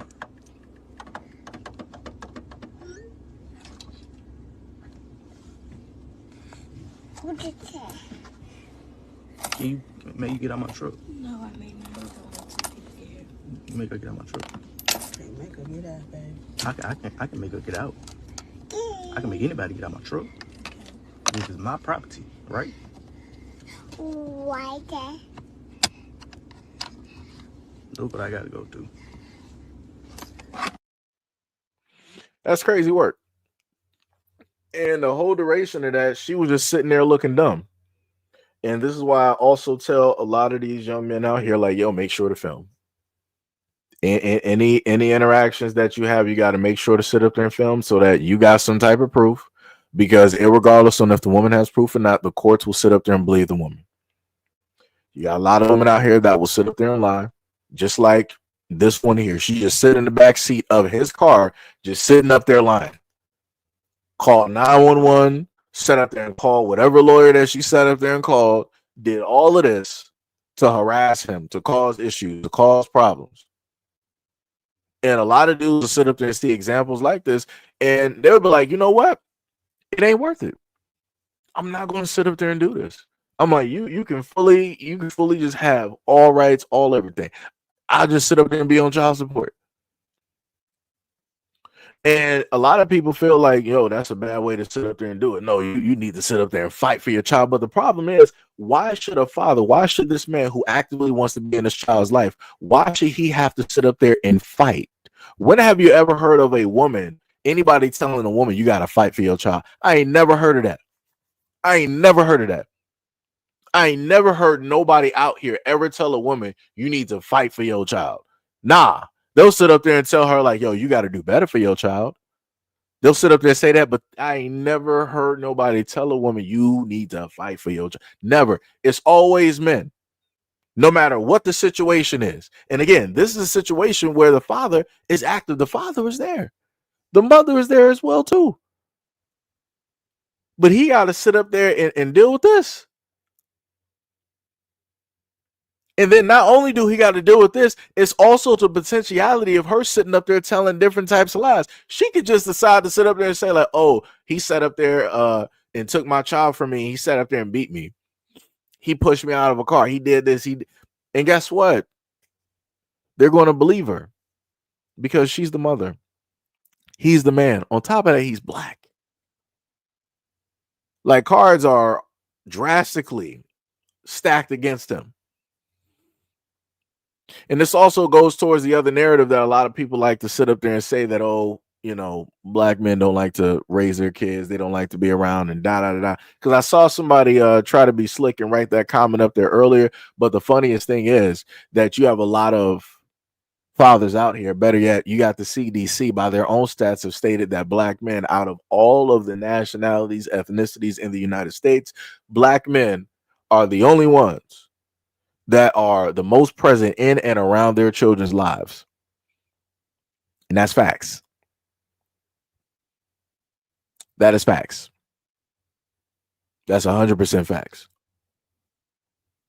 Because the funniest thing is, just even coming from my circumstance, right? Again, being a statistic, single parent household, all of my friends had their fathers there, right?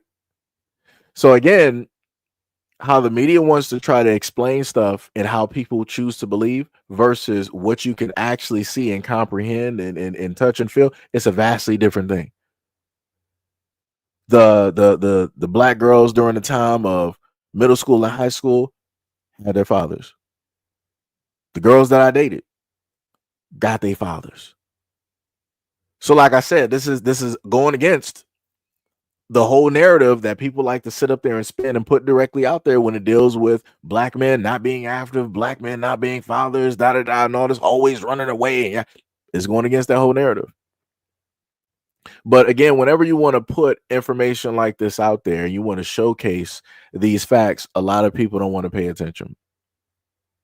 A lot of people tend to step back, they want to ignore, they want to act like this was never talked about, this wasn't highlighted, magically they skipped over, they missed it. Like I said before, it's crazy work. And she started looking real crazy when he sat up there and said that I can get people out of my car. She had that look.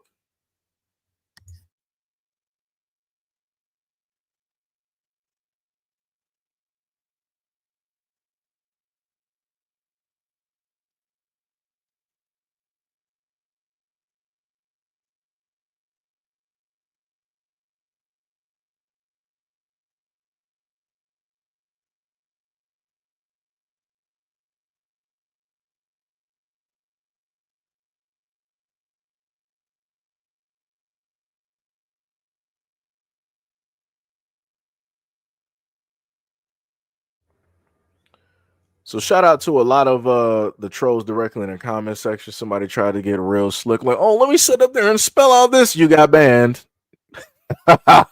So I want you to try that again and log into another Google account real quick, because you got banned from the comment section, but you're not directly banned off the channel. So log off of that account real quick and log right back into your next Google account so I can start adding up this ban list real quick.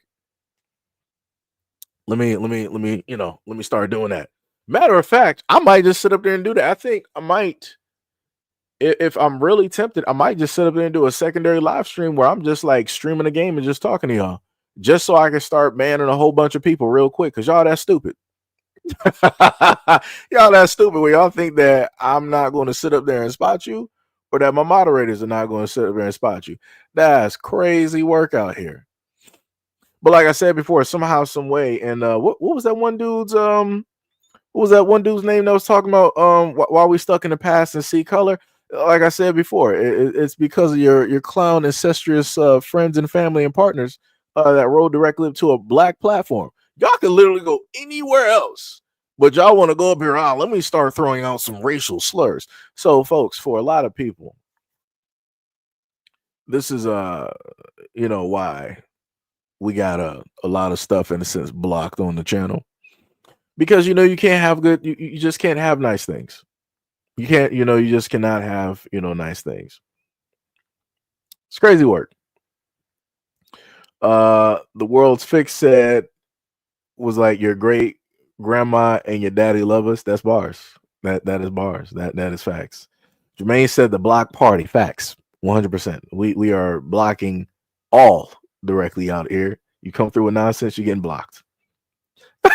Mo was like, get sent to the Bermuda Triangle. Bars. It's crazy work. Like I said, like, they can literally be anywhere else. Anywhere else. But they decide. We got Miss Anderson in the building. What is up? What is up? I'm pretty sure Miss Anderson is in a science lab with a few beakers at this moment in time, mix and matching some chemicals. At this moment, we got our local scientist in a sense in the building, as I like to say. What, chemist scientist? Technically, it would be chemist because of the job that you got, because you gotta, deal with like chemicals and metals and stuff. So it's chemist. Something there. You said yes. Yeah. I knew. See, I knew you had to be at work. I knew it. I knew it. But well, since I can't seem to, reach you, I will say this because you are here listening. A lot of the stuff that you do at work, you should use that for content. I'm just going to sit up and tell you, you should use a lot of the stuff that you do for content because it would educate a lot of people directly out here that might not know anything about it. I mean, if you are able to film, I think the last time I did talk to you, you did say that you can film, I think, in there. So, you can upload that to TikTok. Then on top of the fact that, you're a black woman, doing these things, that, will highlight, some cool things as well too. And then also potentially get some, young girls out there interested, in that field and, and different things like that. Like I said, we need more varying content out here from black women. And this is to all of the black women I got directly on this channel, a lot of which are moderators. Whatever y'all like to do, I don't care if it's cooking, I don't care if it's cleaning, I don't care if it might be like childcare. Well, childcare might be a little bit different depending on if it's like your child or somebody else's, so that may be a little bit different, that you would have to figure out something with the content. But yeah, start putting some different content out here. I would rather see a flood of y'all doing a variety of content versus the other stuff that I happen to see online. Like case in point, they got a what's the one challenge that I set up there and saw somebody do? Was some called like the dildo challenge that some woman was out there doing, and she was in the open street going to casinos, restaurant. It's like when you type it in, I can't even show it off here because it just ain't gonna work. There's nothing I can say. There's no amount of blurring of what I would be able to do to have that video up along with having this channel up.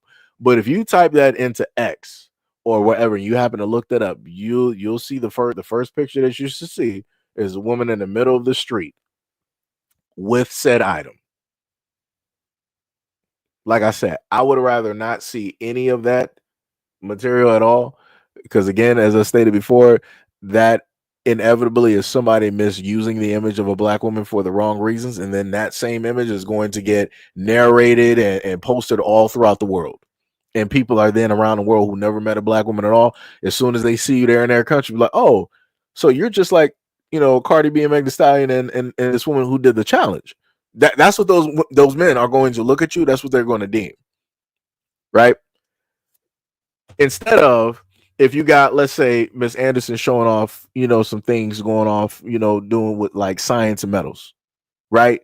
Or another woman, talking about her favorite dish to cook and teaching people how to cook and doing stuff like that. Or another woman that might be into, like, let's say, like construction or fabrication or 3D printing or or something like that. Like I said, it's everything has to, it's about the perspective.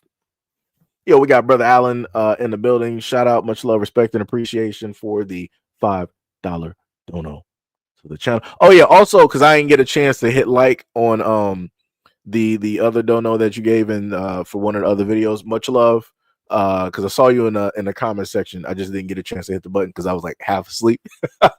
But much love and respect, for supporting the channel. Much love, respect, and appreciation. What was it? Ms. Anderson said, "Wow, now that's diabolical." Yeah, it is. Yeah, it is. I didn't think that in 2025 I would end up seeing a video of somebody doing that out there in the open and just aggressively attacking it. Like it was just, that was crazy. I'm like, wow, like this is what we're doing. And I'm like, so the like I said, I don't know what to tell people. There's also another video as well too. Let me see if I can get the video because I'm gonna have to just do it image wise. Because I gotta blur out the actual footage. So I'm just going to, while I'm looking for it, I'm just going to explain it to you guys.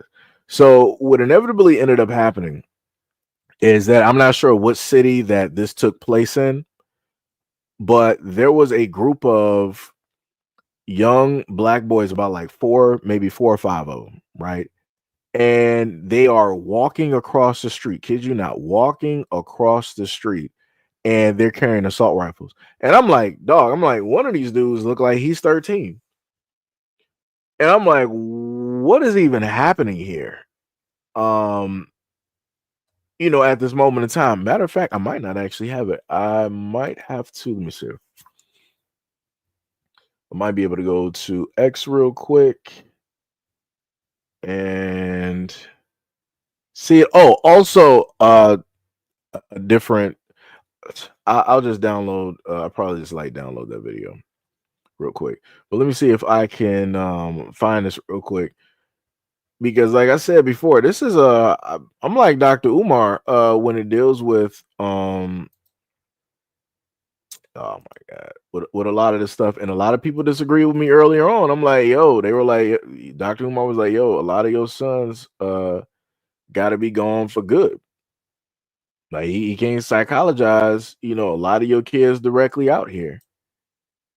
Like I said, it's bad. Like I said, I don't know what hood this is directly from. Let me zoom this in and make sure I blur out the weapons there in their hands. Let me just blur that directly out. Let me do that, and I gotta upload that to OBS.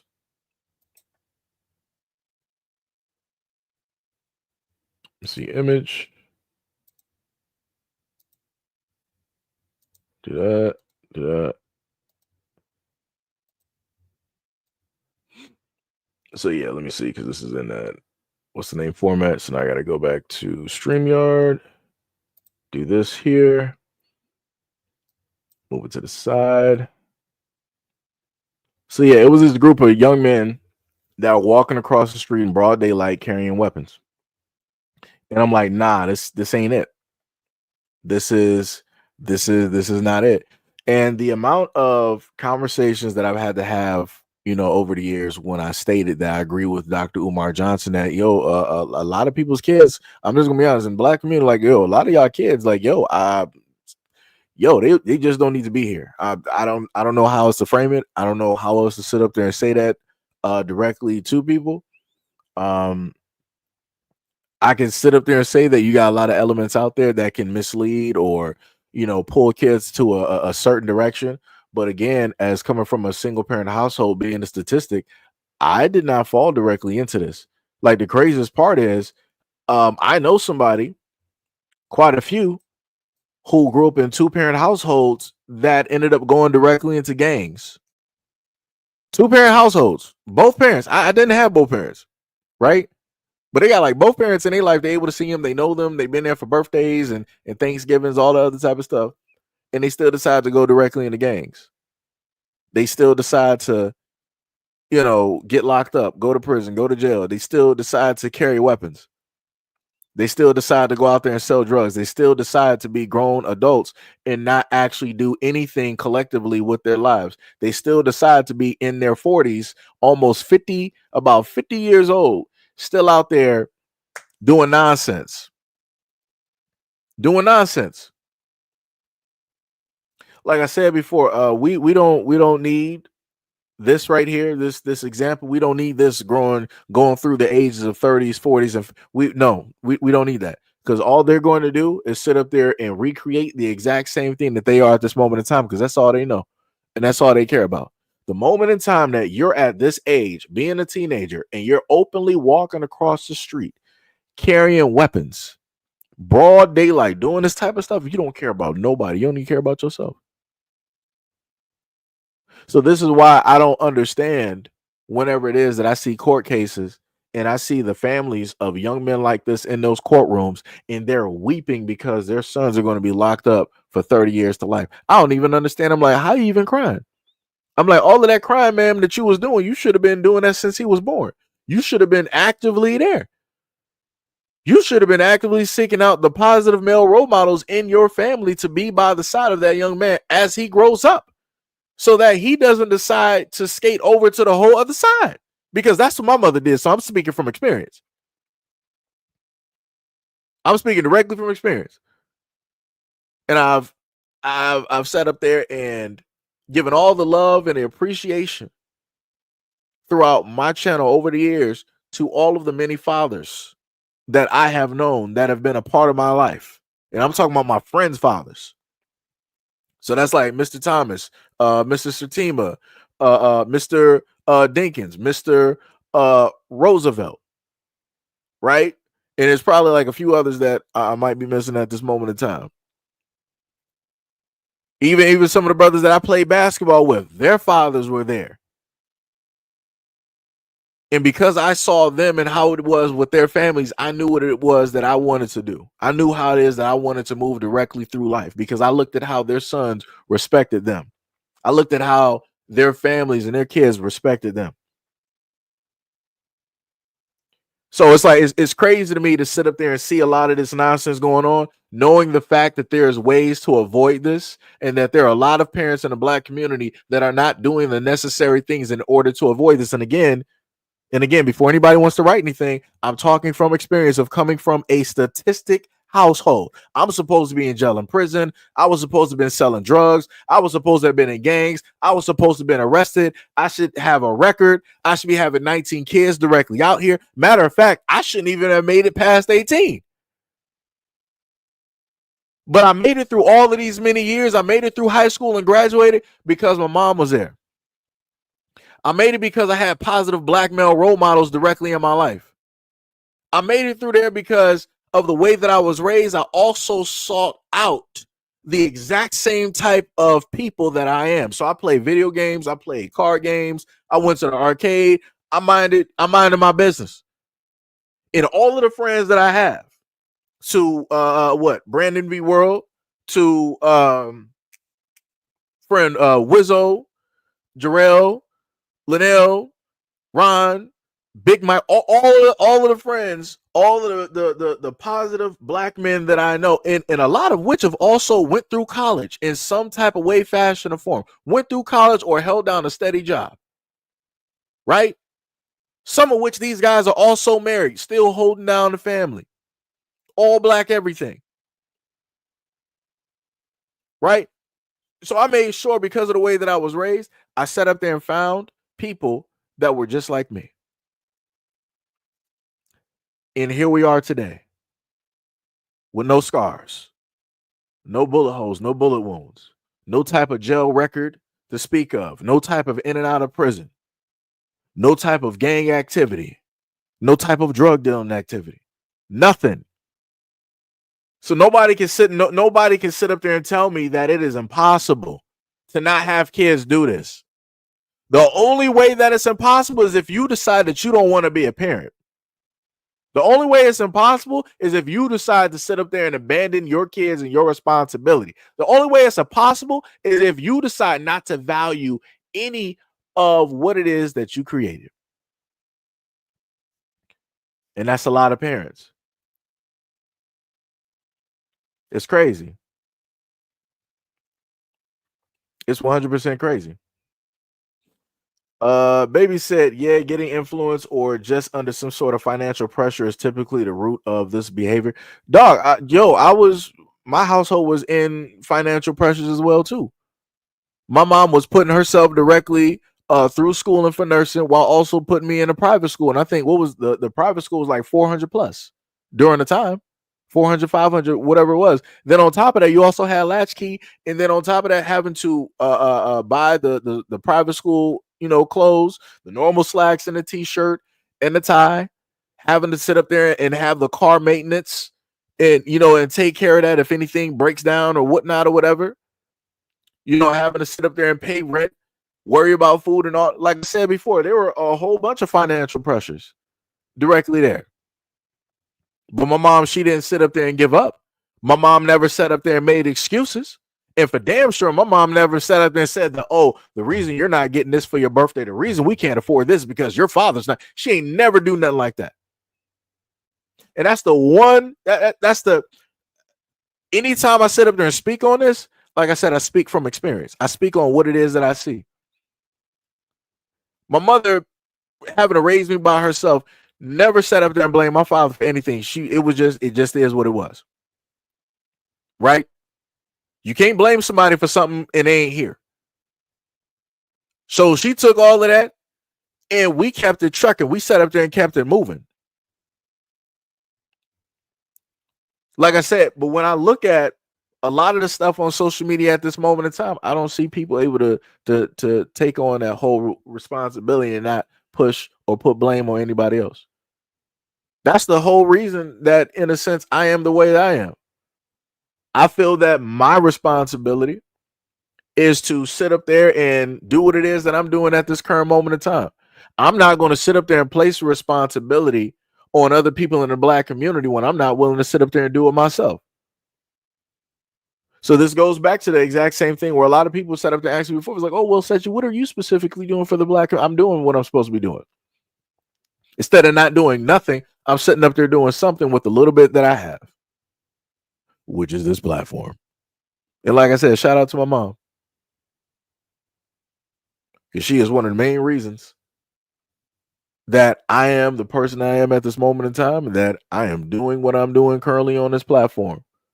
Because I saw everything that she did. I saw how it was that she sat up there and moved directly through life while sitting up there taking care of me. And because of that value and that respect and that love that she gave to me, that's the exact same value, love, and respect that I show directly to the Black community. But I know that a lot of people can't seem to understand that. Because they ain't used to seeing it. It's crazy. Oh, look at this. The crazy work directly out here. Look at Steven. He was like, a bunch of doctors on their way to the Steven, the thing is, the Black community has no problem pointing out issues and problems, right? We have no problems doing that. The problem that we see here is the fact that a lot of your doctors and your nurses seem to be drug addicts and drug dealers. But you don't want to talk about that, though. Right, you don't want to talk about the amount of doctors that are over prescribing opioids directly to people that don't need it, or that could have simply just used some aspirin for a knee bump. They want to sit up there and give you some oxy or whatnot or whatever.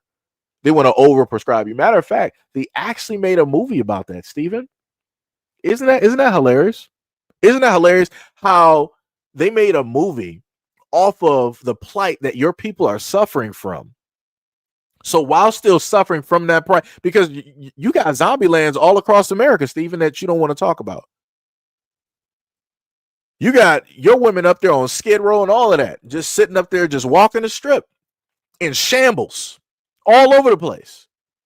Don't want to talk about that. Right? Matter of fact, Stephen, some of your best buddies go over to Thailand to pick up little Thai boys.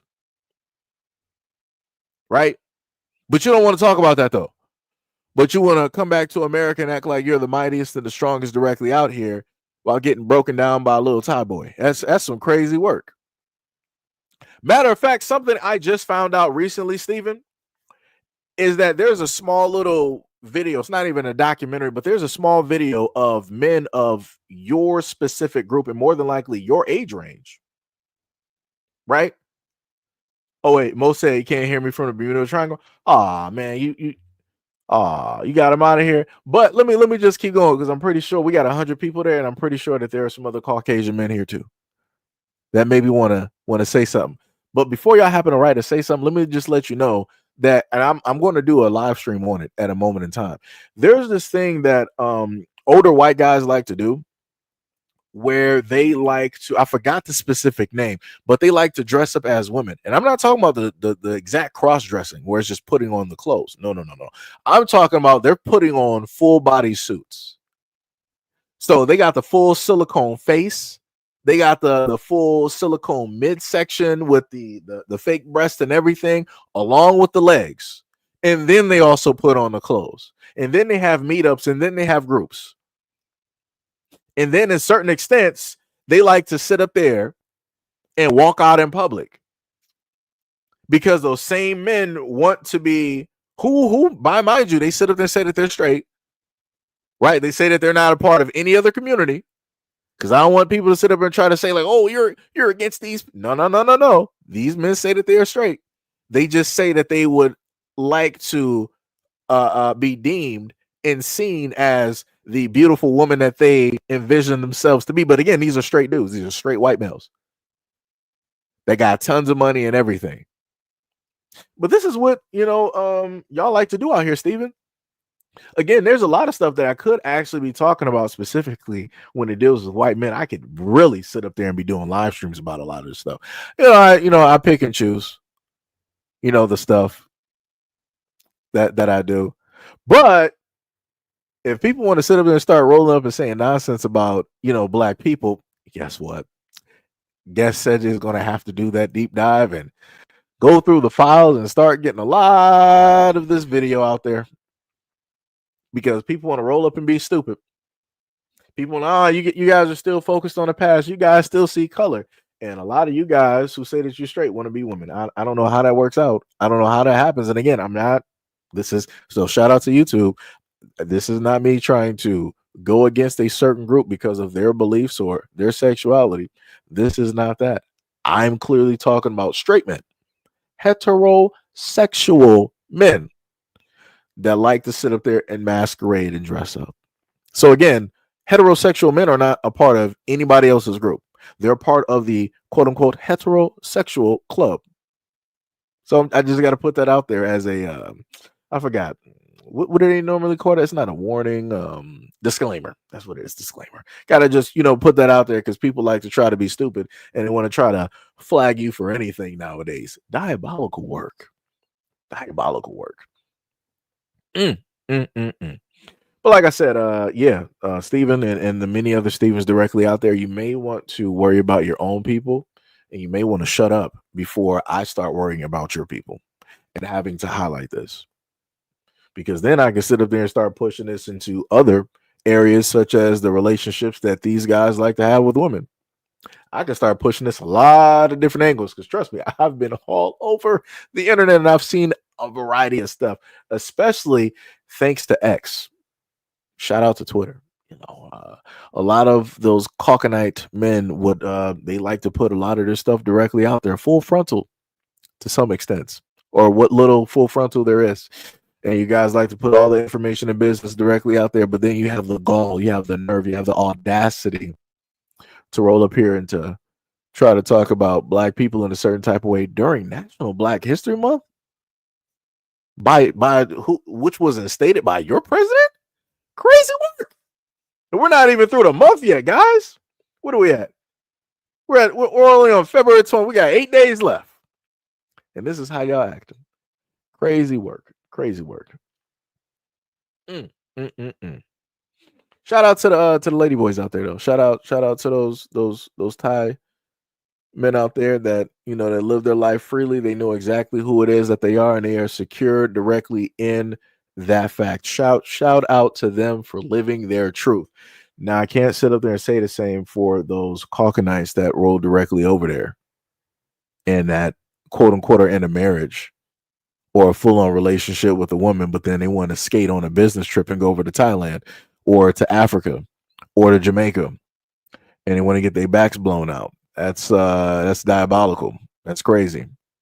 But like I said before, nobody wants to talk about that or how those STDs happen to go from, STIs, sexually transmitted infections, as people like to call it.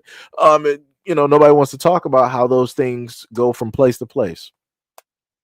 It's crazy. Mm. Mm.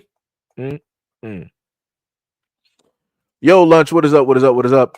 You said I just saw one of the Stevens people on a story involving a white male cop stepping out of a minor car and putting his officer belt back on, and he's on a record. I think I know the video that you're talking about. I think I know the video that I think I might actually have that video. Like I said, there's a lot of videos that I have over the years. But because of the technology, I wasn't able to properly put those things directly up there. But now we're living in a whole different age.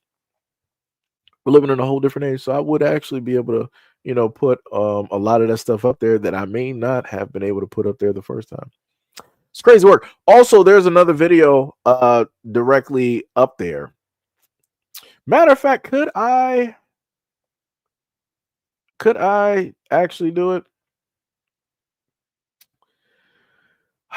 I want to put it up for this live stream, but I'm like, I don't know if that's going to actually affect it. Again, if you support the platform by any means, you are free to throw anything directly up there, even if it's 95 cents. 95 cents will help Seji be able to afford a coffee, every morning. You got to make this like the Christian children's fund. Just 10 cents a day will help little Seji afford some Uber Eats. Like I said, crazy stuff. But yeah, there's another video. If anybody follows me on IG, you could go on IG at this moment in time and look up a video that I just posted. I know some of you guys actually saw the video. I would actually have to go through the video and I might have to edit a few things because YouTube gets a lot sensitive with certain things. So I would have to pretty much edit quite a bit, but it follows along the exact same things when it deals with these young men here, and then the other video where you saw the young man, the young father having to deal with the mother, right? But in this instance, you have a mother that is actively talking to her preteen son as if he's like a grown woman on the streets, calling him directly out of his name. She's sitting up there hitting him and doing all of this stuff. And the main excuse that she gave was that, oh, I'm bipolar and schizophrenic. But I'm like, if you're bipolar and schizophrenic, then you should have known not to have kids. You shouldn't even have kids. And I think she has about 3, if I remember precisely by looking in that car. Like I said, it was crazy. She was even trying to fight her son in the streets as if he was like a whole other woman. Like, it was crazy. I'm like, bro, what is wrong with you? I'm like, mental disorders is not an excuse for putting hands on your son and for calling him directly out of his name, calling him all types of B's and H's and all this other type of, that's crazy work. And then you film this and put it online. That's crazy. That's, like I said before, like, it's a lot of stuff out here that needs to be called out. And there's not enough people actually doing the calling out. There's not enough people actually showcasing a lot of the nonsense, directly out here. Yo, shout out, much love and respect and appreciation to what is it? Shinshi. Yo, I know the last part, but shout out to Shinshi for the $4.99, aka we were rounding up the $5 dono to the channel. Much love, respect, and appreciation. Yeah, Shinshi. Yeah. Okay, so yeah, I had it right. Okay. Yeah, like I said before, sometimes I can butcher names. I try, and I try not to. I really try not to. That's a dope name though. It seemed like something you would have on that's how you must be a gamer. I'm guessing. You got to be a gamer. It must be like a console or a PC somewhere in your midst. It has to be, because I'm looking at the name. I'm like, yeah, that's something I would see like on Tekken, maybe some Virtual Fighter, some Marvel or something. Yeah, you got Xbox. See, I knew it. Cause I'm thinking about my name. I'm like, yeah, mine is basically a gamer tag. I'm like, yeah, that's a gamer right there. I already knew. Oh yeah, yo, that's the other thing I tell people too. Y'all can sit up there and add me on because I got Xbox as well too. You can sit up there and like add me on Xbox, PlayStation, Nintendo, Switch, Steam. Well, I think the PS5 is a little bit different though. It's backwards, so it's like instead of it SEIJIHITO, it's Hito _Seiji. But everything else for the other systems is pretty much SEIJIHITO. So you know what Ty said. You wouldn't see my that's because you do that PC type stuff where it's like y'all got like barcodes and all this, other type of like fancy stuff, man. Console players, we can't do that. We don't got that. We don't got that. Sam said, "Oh, I was going to say he probably watches anime." Yeah, that too. Bars. Since said, "What? I add you so you can get beat 'em Marvel's Capcom." Yo, I'm just gonna be honest with you. I haven't actually played fighters in a minute. There used to be a point in time where I actively played fighters. Like I was there. I'm talking about, Street Fighter 4 days, Marvel versus Capcom 2, Virtual Fighter 4R. Wait, is it R that I got? Well, which the last Virtual Fighter 5 that came out, not the one that they just redid and put out on PC and added some other stuff to it, but the last, Virtual Fighter. Tekken 6, 5, and 4. I might want to put Dark Resurrection in there, but I only mostly played that in the arcade. What was another fighting game that I had directly up there that I'm not listing? Samurai Showdown. Like it's quite a bit. King of Fighters, SNK versus Capcom. Like there was a point in time where I heavily was playing a lot of stuff. And at this moment in time, I've been just solely focused on pretty much live streaming and doing, videos. So that's where all of my skills have pretty much, went and doing it down to. So it's like, if I'm not doing this, then I might be playing something, let's say like, what was it? Mecha Break, which is coming out. They got an open beta that's going to be coming out the 23rd. So I did say that I would stream that. Another game that I've streamed, Tippy was there, even though she's not here at this moment in time. What did I play? I was playing Avowed, and I finally got my character to about like level 6 right now. Got some different, spells and whatnot or whatever. Plan on getting the Dynasty Warriors game that they got as well too. Not Origins because I already got that, but it's the roguelite that they have. So I plan on getting that. And as other people know, I normally sit up there and play some Nintendo Switch. I really got to make sure to get a second monitor so I can just have that hooked up, and I can have OBS on the first monitor, and I can also like type and talk to you guys and whatnot when I sit up there and do that. But yeah, like I said, we got a lot of stuff here technically on the back burner that I'm supposed to be doing, but it's mostly just doing this and streaming. Let me see. Sham said only ever like playing Tekken. I got you. Shin said King of Fighters. Terry, but we do gotta do King of Fighters coming out as well. BA, what is up? You said I'm at Evo this year training for Street Fighter 6. Hey, yo, much love, respect, and appreciation. Yo, let me tell you, that's something that I've wanted to do. Wait, hold on. Miss Anderson said, sounds cool. I gotta work on that. Wait, work on what? Are you talking about streaming video games? Because I've been telling Miss Anderson, I've been telling you to sit up there and stream video games for a minute. Because I'm like, you already basically show your face on videos and live streams. So I'm like, that's going to be a key point that's going to, automatically get attention there. Right. And then people will sit up there and hear your voice, and then people will be watching you play. Like I said, it's easy work. It's easy work. Easy work. I'm telling you. I just need people to start listening, Miss Anderson. But BA was much love, respect, and appreciation to you. That's something that I always wanted to do.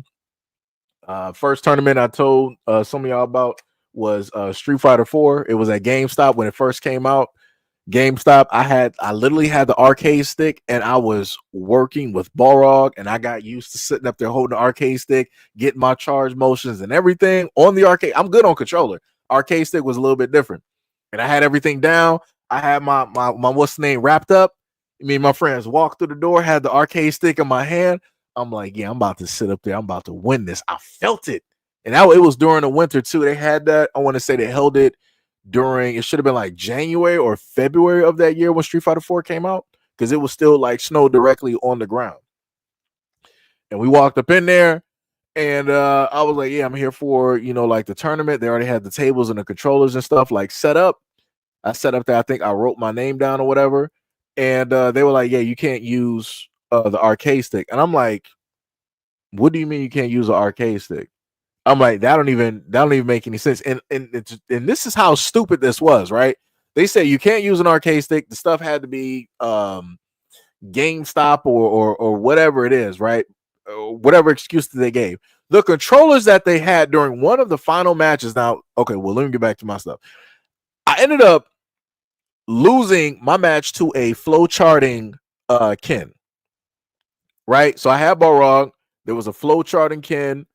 I want to say I misguessed. Instead of me doing an EX headbutt, because he did the hurricane kick, EX hurricane kick. Instead of me doing like an EX headbutt, I decided to go for a heavy upper. I ended up getting caught, and that took out the damage right there. Right. And normally I'm the type of dude where I'm like, all right, I lost, good game, had my hand out to, sit up there and dap up or whatever. Dude sat up there and threw down a controller and was up there like talking all this shit and just like walked off. I'm like, this is why people don't be respectful in sports. I get it. I understand. I'm like, this is exactly why people don't be respectful in sports. So then this is what I always happen to tell people: karma strikes, because I was still sitting there. I'm like, I want to see how this is going to sit up there and play out. Because I'm like, it ain't this. I'm like, this dude is not better than me. He got me on some BS, straight BS. Again, like I said, I take my L. I'll hold it highly. I'll take my L. But again, he got me on some BS. And to further prove that fact, when he went later on in the tournament, he got washed 3 straight. And that dude was mad. And I'm like, yeah, because you were just trash. I'm like, I'm just going to sit up to be honest. The stuff that you were doing, it realistically, it should not have flown. It shouldn't have flown at all. It just really should not. But like I said before, it is what it is. But now this gets into the fact of the tournament. So GameStop say you can only use their controllers. During the last part, the most important part, where it was E Honda versus a Ryu, or Ryu, as some people like to say. The quote unquote GameStop controller, it magically cut off. And I'm like, see, that wouldn't happen if you had an arcade stick. You don't have to worry about a controller cutting off during a tournament when it doesn't have a battery hooked into the back of it. You don't have to worry about that. Matter of fact, again, you don't have to worry about it when it's an arcade stick, because there's no batteries. There's nothing to really be disconnected. It's all strictly, it's one cord from the arcade stick, other cord into the system. And then they had to reset that. And I'm like, that's crazy. I'm like, that's some diabolical work. So I'm like, this dude was about to win the whole set, but the controller magically had an issue and they had to reset that. I'm like, wow. I mean, the dude, he still came back and won, but I'm like, that's crazy to me. But like I said, this is why I always had a problem. This is why I always respected Evil and everything like that, because you can come there however you like to play. That's how, even if you could play on a keyboard, right? You got some people with arcade sticks where it's nothing but directional button inputs. And that's actually a lot quicker than the normal arcade sticks. And in some instances, people want to actually ban those because of how you can basically type in the lack of latency, right? But like I said before, Evo is dope. That's where you can, really prove and show a lot of the work that you've done. Also, shout out to any of the guys out here that roll through and go to various states and arcades and hit up different tournaments, either if they're local majors or whatever it is. Shout out to y'all. Like I said, that is hard work and dedication. That takes a lot of energy. That takes a lot of money. It takes a lot of confidence to go out there and do that. A lot of confidence. A lot of confidence.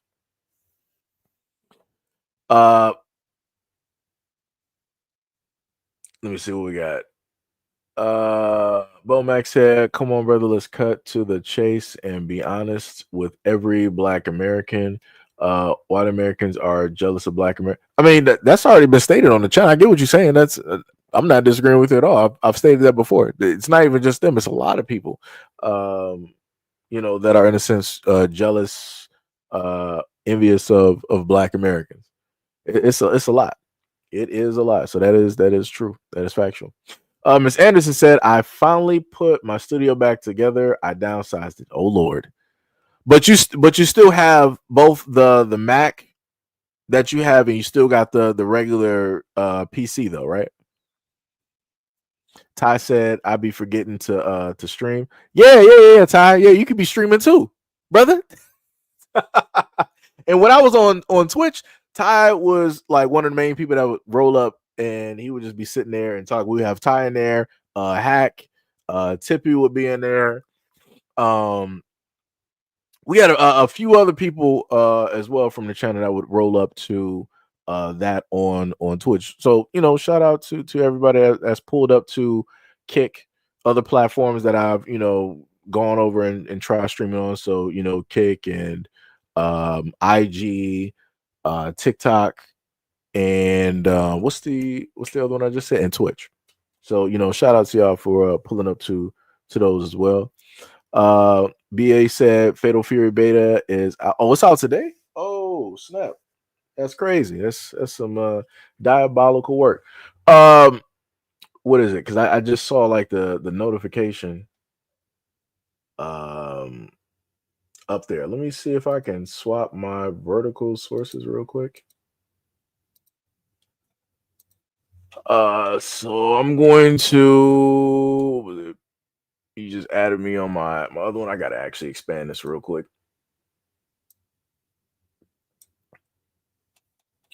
I really hate that this is so small. This is crazy. Hold on, let me see. I gotta swap the inputs over. That's the life of having like one screen at this moment. Okay, so that's from something else. Okay, what was it? Ty just sent me that. I got you. Let me swap accounts and let me add this brother here.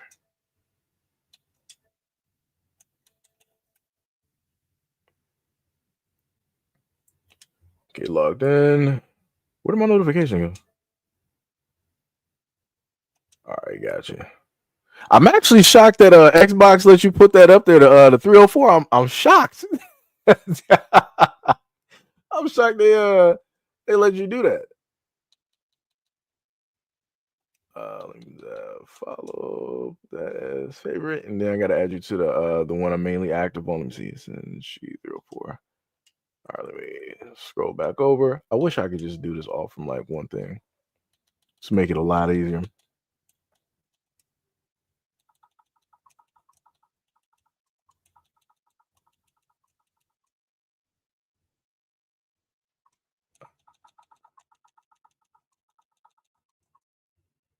Let me see. I should be able to find you. There we go. So essentially, you'll see my other profile. That's the one I'm logged into right now. So I just sent you this is the main account that I'm like highly active on at this moment in time. Oh, that man got me beat by years right now. I'm a little bit mad. This man got 18 years on deck. I would have been up there, but I couldn't because I think during the time I might not have had, because I got like a Xbox 360 a little bit later. But if I had my original account from like Xbox One, I would have been on there since like the, what was that, high school? Shoot, what was that, like 04, 04, 05? Like I would have had a gamer tag like since then, but I wasn't able to do it during the time. So here we are,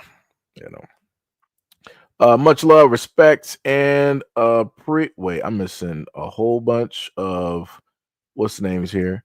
Let me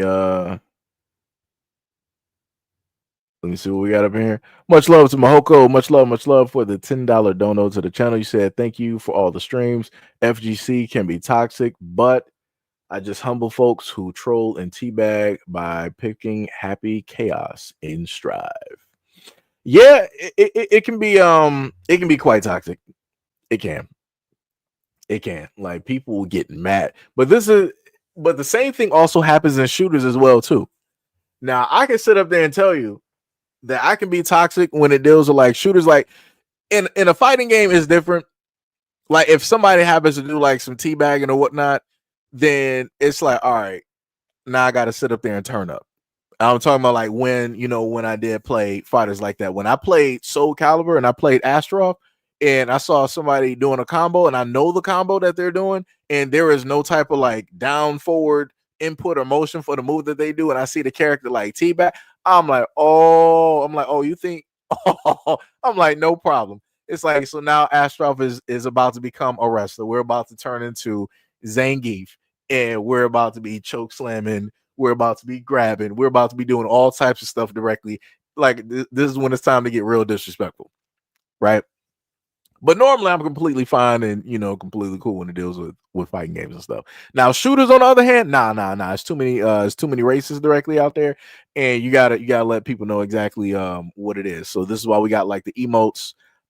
This is why we got the spray paints. We got all of these other things to be vastly disrespectful to a lot of people directly out here. Now like I said, I can admit that I have toxicity when it deals with shooters. I am there. I am there. Since she said pure person. Bars. Sham said, LOL, I find that a lot of gamers have really crappy personalities and communication skills. Now that's facts. Now I can communicate. I can communicate. I'm pretty, personable. I'm, directly out there, with people and whatnot. But yeah, wait. What Miss Anderson said, she's at Call of Duty. I'm good with the team, and I'm not at home to go into my list at the moment. First of all, we're supposed to have a Call of Duty match because you said that you can beat me, but you was trying to set me up because you was gonna have somebody else play for you. So Miss Anderson, I don't want to hear this. I don't want to hear this at all. I don't want to hear this at all. We were supposed to sit up there and play some Call of Duty, but during the time that we were supposed to play, I was banned. Some of y'all know the story or not of how Activision set up there and banned me. I did a whole video showcase that went over it during like a live stream, and they were trying to say that I was hacking. All I do is use a controller, and I'm on an Xbox Series X. I'm not on PC or anything like that. And I specifically stated to people like, hey, if they really wanted to show proof of cheating, then you could actually show my records. If I was purely a cheater, then I would have like infinity headshots. I would have all of the camos, directly unlocked for every, single weapon. I forgot what the camo would be. Was it like blackout, whatever, or was it galaxy? What was it? I forgot. Whatever the last camo is for like all the guns when you complete all the camo challenges. I would have had all of those. I ain't had none of that. I didn't have headshots with every single weapon. I don't have 100% accuracy. And I primarily use LMG and shotgun. So how I'm basically cheating, I have not a clue. I know a lot of people are ass. Just to be real. Hold up.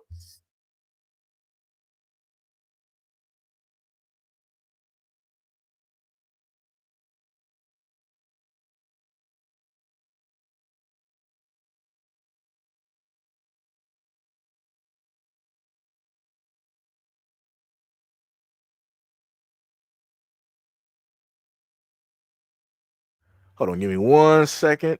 Gotta open the door.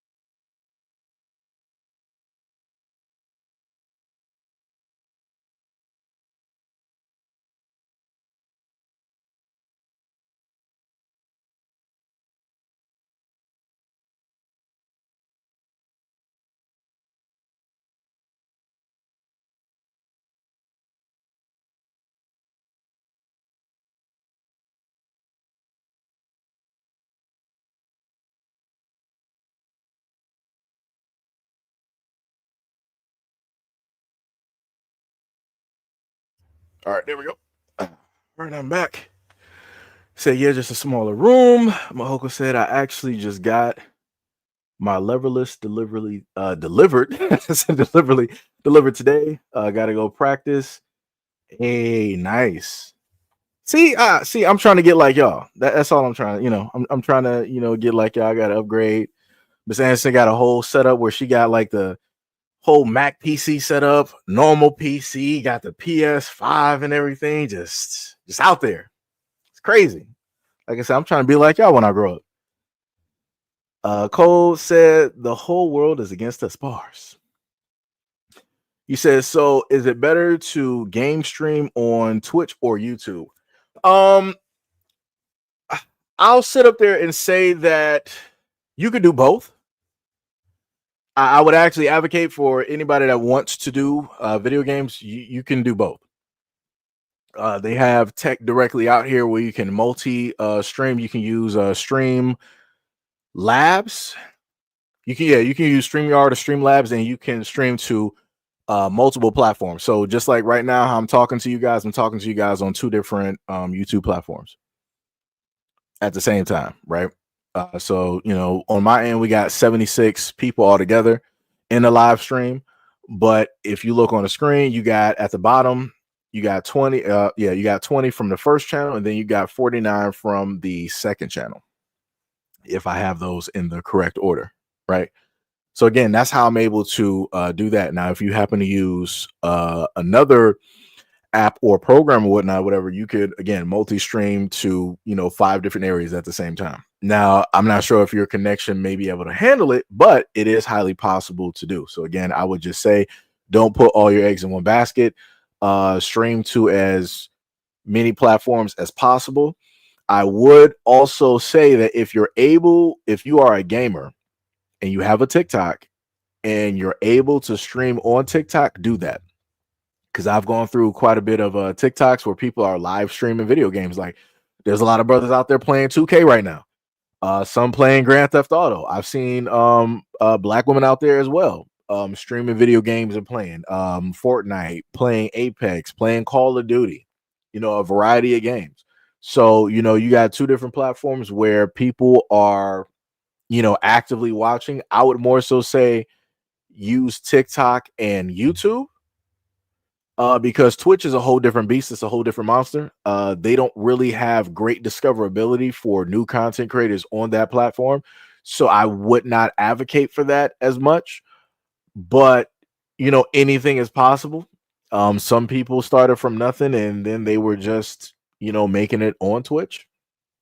So again, it's possible. It's a individual type of thing. But I would just say on a more consistent, if you're looking for the potentiality to grow as a content creator, to get views, to have some type of form of consistency, I would say TikTok and YouTube. I would say those would be the 2 platforms to focus in on. Let me see what else we got.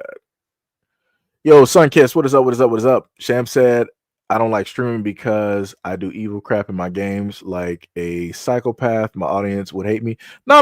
Like I said, you for it, whatever type of content that you like to do, there is an audience for that. you just got to find the right people. There is an audience for that. Like I said before. And for a lot of, people, don't get discouraged. Because you're going to have instances where you're going to have people showing in and out, or you may get like 1 or 2. Hold on 1 second.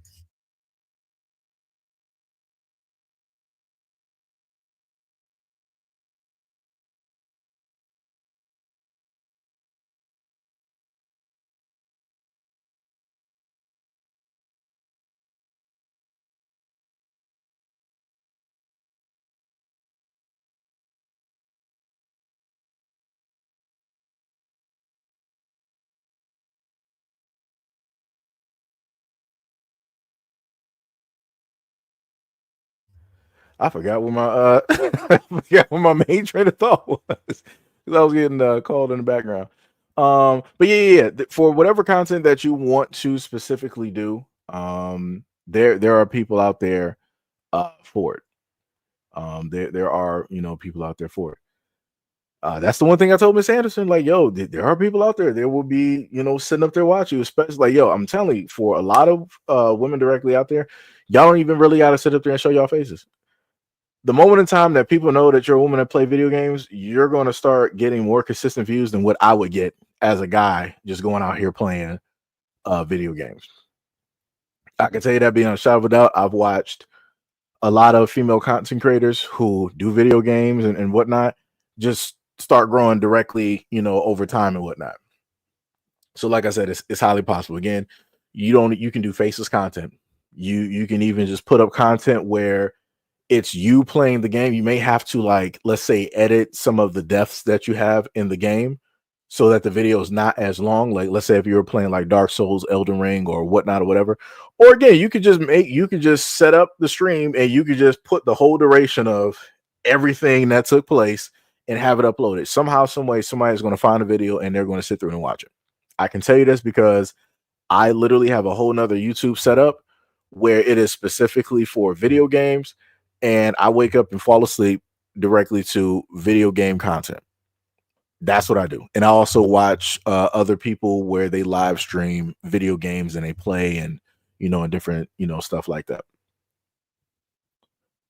And the main thing I told y'all before, like the moment in time that y'all happen to start a game channel, something like that, let me know. So that I can sit up there and pull up. Let me know the days that you will sit up there and stream and everything. And I'll sit up there and pull up. I will be there. I will try to be as consistent, as possible. Because again, doing content creation and stuff like that. But I will, be there to support and to watch your content. Because like I said, we all got to start somewhere. And I know what it's like to sit up there and do content and you just got a nice fat zero just sitting right there. So like I said, any little bit helps. And that is what I am here for. Since she said LOL, that's not even accurate. I've been on Xbox since 2001. No, I got you. Same here. I'm a little bit late on the comments because I'm trying to, catch up. You said, yeah, the same third gamer tag. Shaking my head. Ty said 0405. I forgot you were old. Wow, that's crazy. That's crazy work out here. ILGO, what is up, brother? I remember some of y'all, I remember your YouTube names because I understand that YouTube does things and y'all have to sit up there and like switch names, but I remember like the faces in the pictures. You said, I never thought about what would happen if we were not there to be blamed for theft. Keep IP. Oh, keep up the boycott. Gotcha.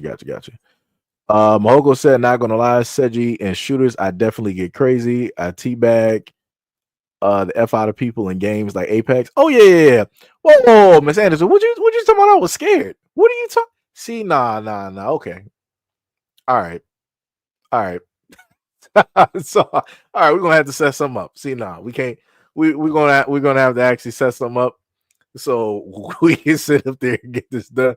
Because, like I said before, I literally played a game. What was it, last month? And I jumped on Call of Duty.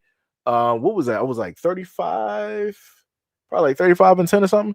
And I had a shotgun. That was it. Like I said, I primarily use shotguns and I use LMGs.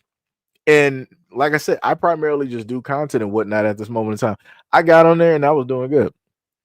Now, again, I can't tell you if people were basically bots or not because, Call of Duty has been doing a lot of stuff. I just know what my numbers state. That's all I know. Talking about I'm scared. You gotta be. This is crazy work in a live stream too. That's crazy work. Ain't you at work? SYL said she's getting hers with ignorance is no excuse to break the law. She thinks she has the ultimate mom rights, but she's going to find out the hard way. I've been there. The court days don't play. Yeah, that's facts. That's facts. You talking about the video earlier where I showed you about the young father and the mother. Yeah. Yo, Miss Armstrong, what is up? What is up? Much love, respect, and appreciation. She said, hey, friend, I know zero about gaming, so when I heard teabagging, I was confused.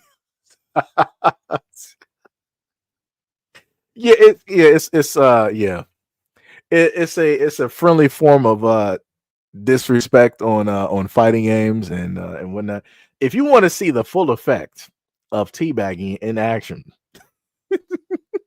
You got to go to Halo, the classic days of Halo 3. Like the doll physics on there, when you would do that to somebody and their body would literally jump. Oh man, the amount of people that would get angry because you had like a split, like 5 seconds before the camera like zoomed out from you, and then you respawn back in. So you would just hear nothing but like the teabag just basically happening. You would just see your body jumping. I'm like, man, it's dastardly, but it'd be like that. Shout out to Halo 3. Yo, Michael said, good afternoon. What is up? What is up? What is up? Cole said, yeah, I used to play Days Gone. Actually, Brother Exile, who is another mod on the channel, he plays Days Gone as well. He also streams it from time to time when he got time. So yeah, Days Gone is actually pretty dope. Matter of fact, Cole, you could check out that brand new Days Gone update, which actually looks pretty dope. You might want to check that one out. Pink said, do you need a certain amount of subscribers for TikTok to do lives?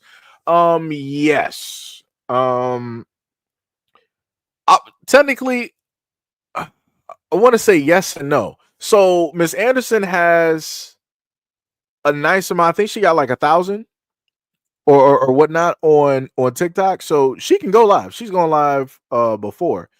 On my channel, I think I have about less than 800 and I'm able to go live. I can, live stream and whatnot directly on there. But I think I was able to do it because I specifically went to them. I forgot where it is in the back. I would have to do a video on it.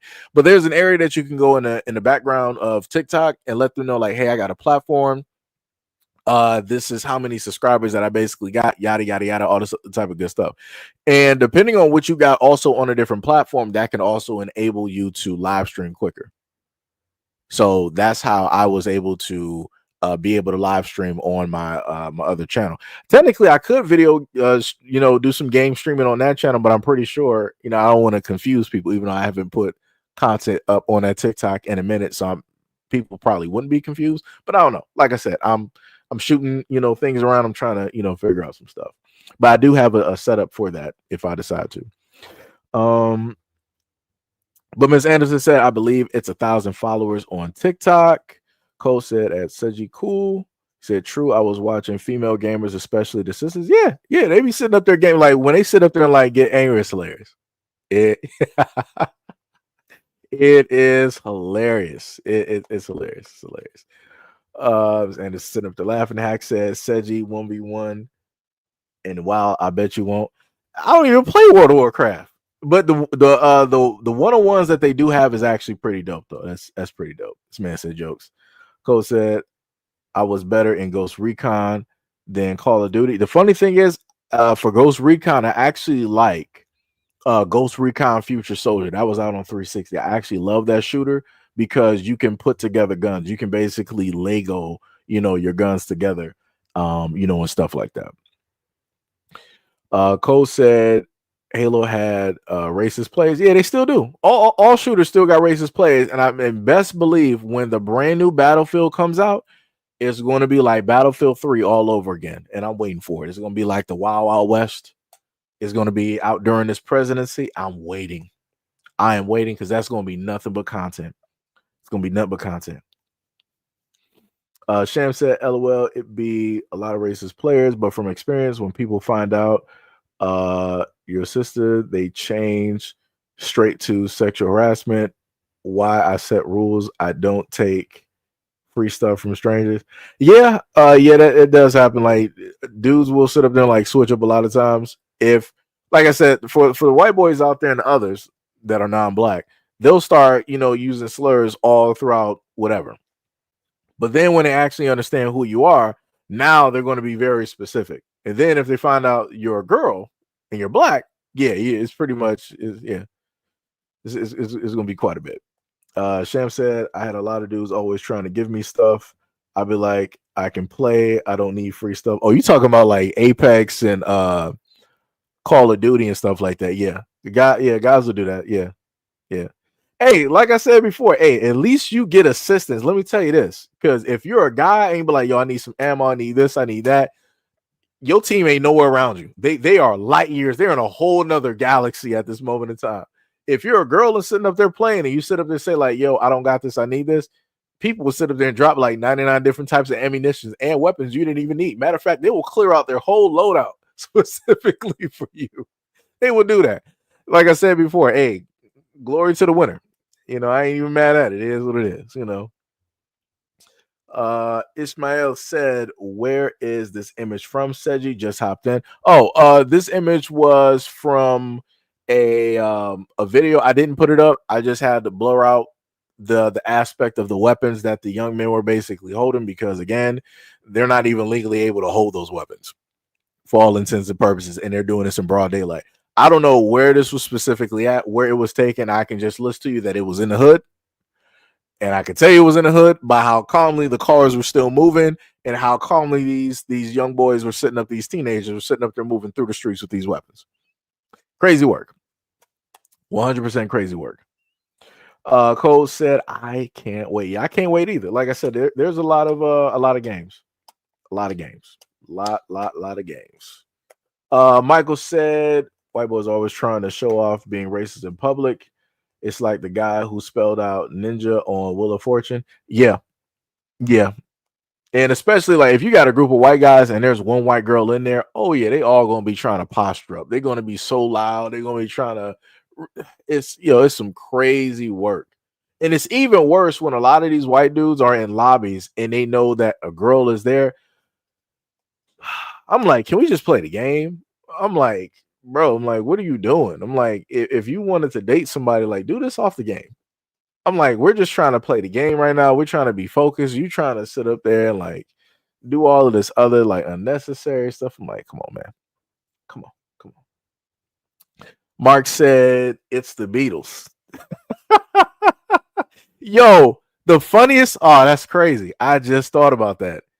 That's crazy. That's crazy. That's crazy. That's a good one. That was a good one. Sam said, yep, I had dudes dropping even rare stuff that you pay to get in game. The problem is if you take that stuff as a sister, a lot of them stalk you or act like you're married to them now. Yeah, those are like the incels. But I would say if you're talking about like some Counter-Strike, well, I'm not sure if you're talking about Counter-Strike. But if you're talking about like some Counter-Strike and they giving you some weapons for free and they got skins, you better go into that Counter-Strike marketplace and you better find out how much that stuff costs. Because I didn't know up until recent times that the skins, the camos on Counter-Strike are worth anywhere from hundreds to thousands to tens of thousands of dollars. I didn't even know it. And I'm like, man, that's crazy. Now I understand why people spend so much money on those loot boxes on Counter-Strike, because you got a chance. If you spend 100, you may be able to get a camo skin that might be worth 15 grand. It's crazy work. Didn't even know it. But like I said, the more you know. Kodog said GTA is the same way. Ishmael said console cheek clapping. Yeah, console cheek clapping. That's what people be trying to do about here. That is what they be trying to do. But the craziest part is I'm not sure if a lot of those dudes are aware of the ages of the people that they may be talking to. So that's a whole nother problem and an issue directly within itself, because ain't nobody checking IDs out there. Let me tell you that. Because you got a lot of these, especially during the times of like the Xbox One and the 360, you had a lot of girls that were on, their dads or their brothers or their little brothers like Xbox, just sitting up there just playing just because. And you didn't know what age of who it was that you was talking to. Because on the mic, a lot of people can sound grown. Especially if you got like a crappy mic or whatnot, a lot of people can sound grown. And even now, even more people, because you got voice changers. So it's crazy work. Sham said, I didn't even know that either. Yeah, same here. So like I said, just putting you up on game, letting you know. Also, there's a lot of other games that people can make money directly off of and from too, by selling either accounts that you've leveled up, or by ways of, if you're good at MMOs and different things of that nature, and you can pretty much get somebody to level 1 through 50 real quick. They got websites that people have created where they get paid, anywhere from like 40, 50, 60 up to 100 or a few $100s to level up somebody's account, because a lot of people want to play the game, but they're not trying to do all of the hard work. So you got people out here that want to reach the prestige, but they don't want to do all of the hard work. So they'll go to these websites and they will hand over their information, pay the money, and they'll let somebody else play their account for them to get them to that prestige while they're sitting up there working. Like I said, there's a multitude of ways for people to make money out here. Cole said they know and don't care. Sam said yes. They don't ask your age. Luckily, I'm an adult. When I'm on the mic, I sound like a little girl because I have a mouse type of voice. It gets worse if they think you're a young girl. Oh yeah. Oh, don't be. If you were on PC with the same voice that you got, yo, this is. Oh man, let me tell you something. If you really have that voice in real life, you could literally set up a How to Catch a Predator console edition. You could literally do that, and it would work. It would literally work because you got a lot of those dudes up there that actively try to seek out young girls or whatnot or whatever, and they're trying to talk to them and all this other type of nonsense and shenanigans. You could literally set that all up and have that as content. Like I said, just a thought. Just a thought. Not saying that you're actually gonna be calling the police on people and doing all of that other type of stuff, but I'm just saying, like, you just highlight, like, hey, this person right here, a grown dude trying to talk to you because they think that you're like a preteen or whatnot or whatever, and it's like you just put that out there. Just a thought. We're in 2025 right now, and we got my boy Chris Hansen back out here on the streets catching people, so it's looking pretty grand. It's looking pretty great for 2025. Just saying. Michael said, I'm so tempted to use a pay per buff on GTA 5 just to play in peace. Yeah, I understand. I understand. I was just talking to somebody about that recently, about how you could just like go through GTA, play the story, and you got people that'll just come in and try to ruin your game. Sam said, yeah, I got a really young voice. Telemarketer called me and asked, can I speak to your mom? I'm like, I'm an adult. I think I've known only one other person in life that has a voice like that, I think. But this is the good part. You are forever young. Just look at it like that. You are forever young. Forever young.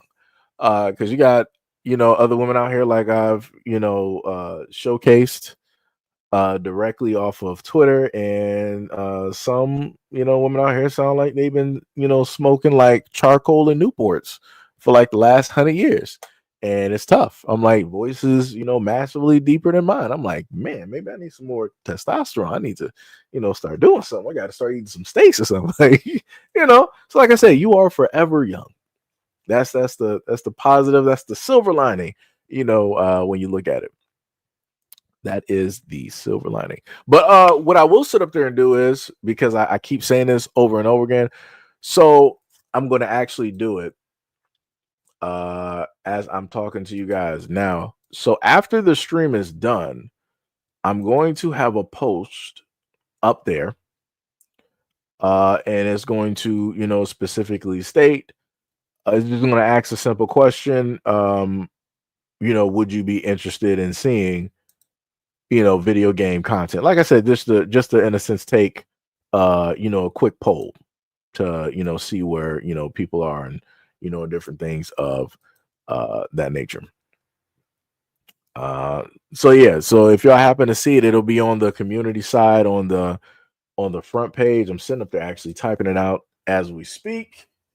Let me see, how many are gamers?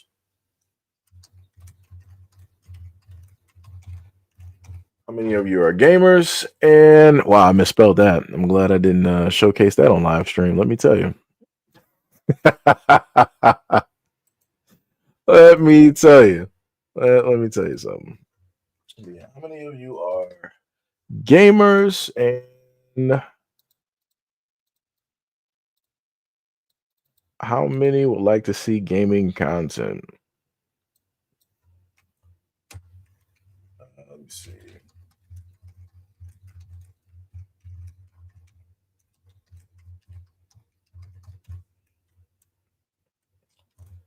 All right, there we go. It's just gonna be a plain text.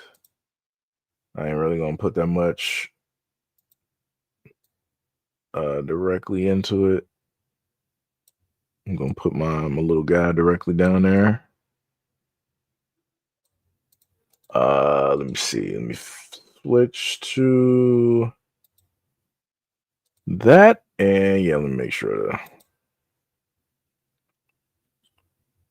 Let me see. What I want the text to be. I'll just put it in green. I guess green for all.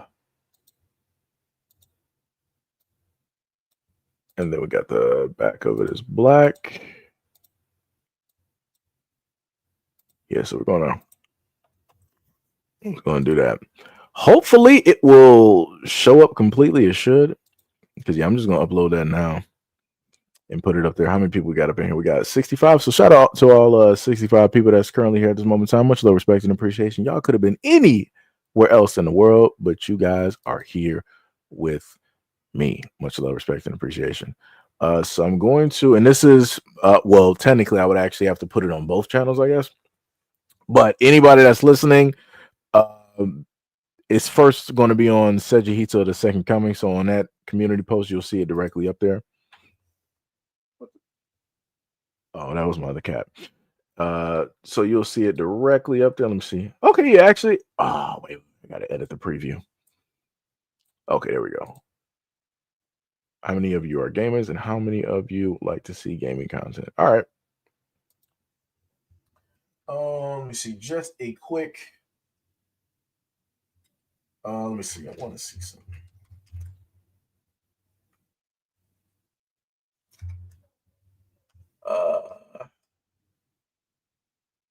What should I type it as a post?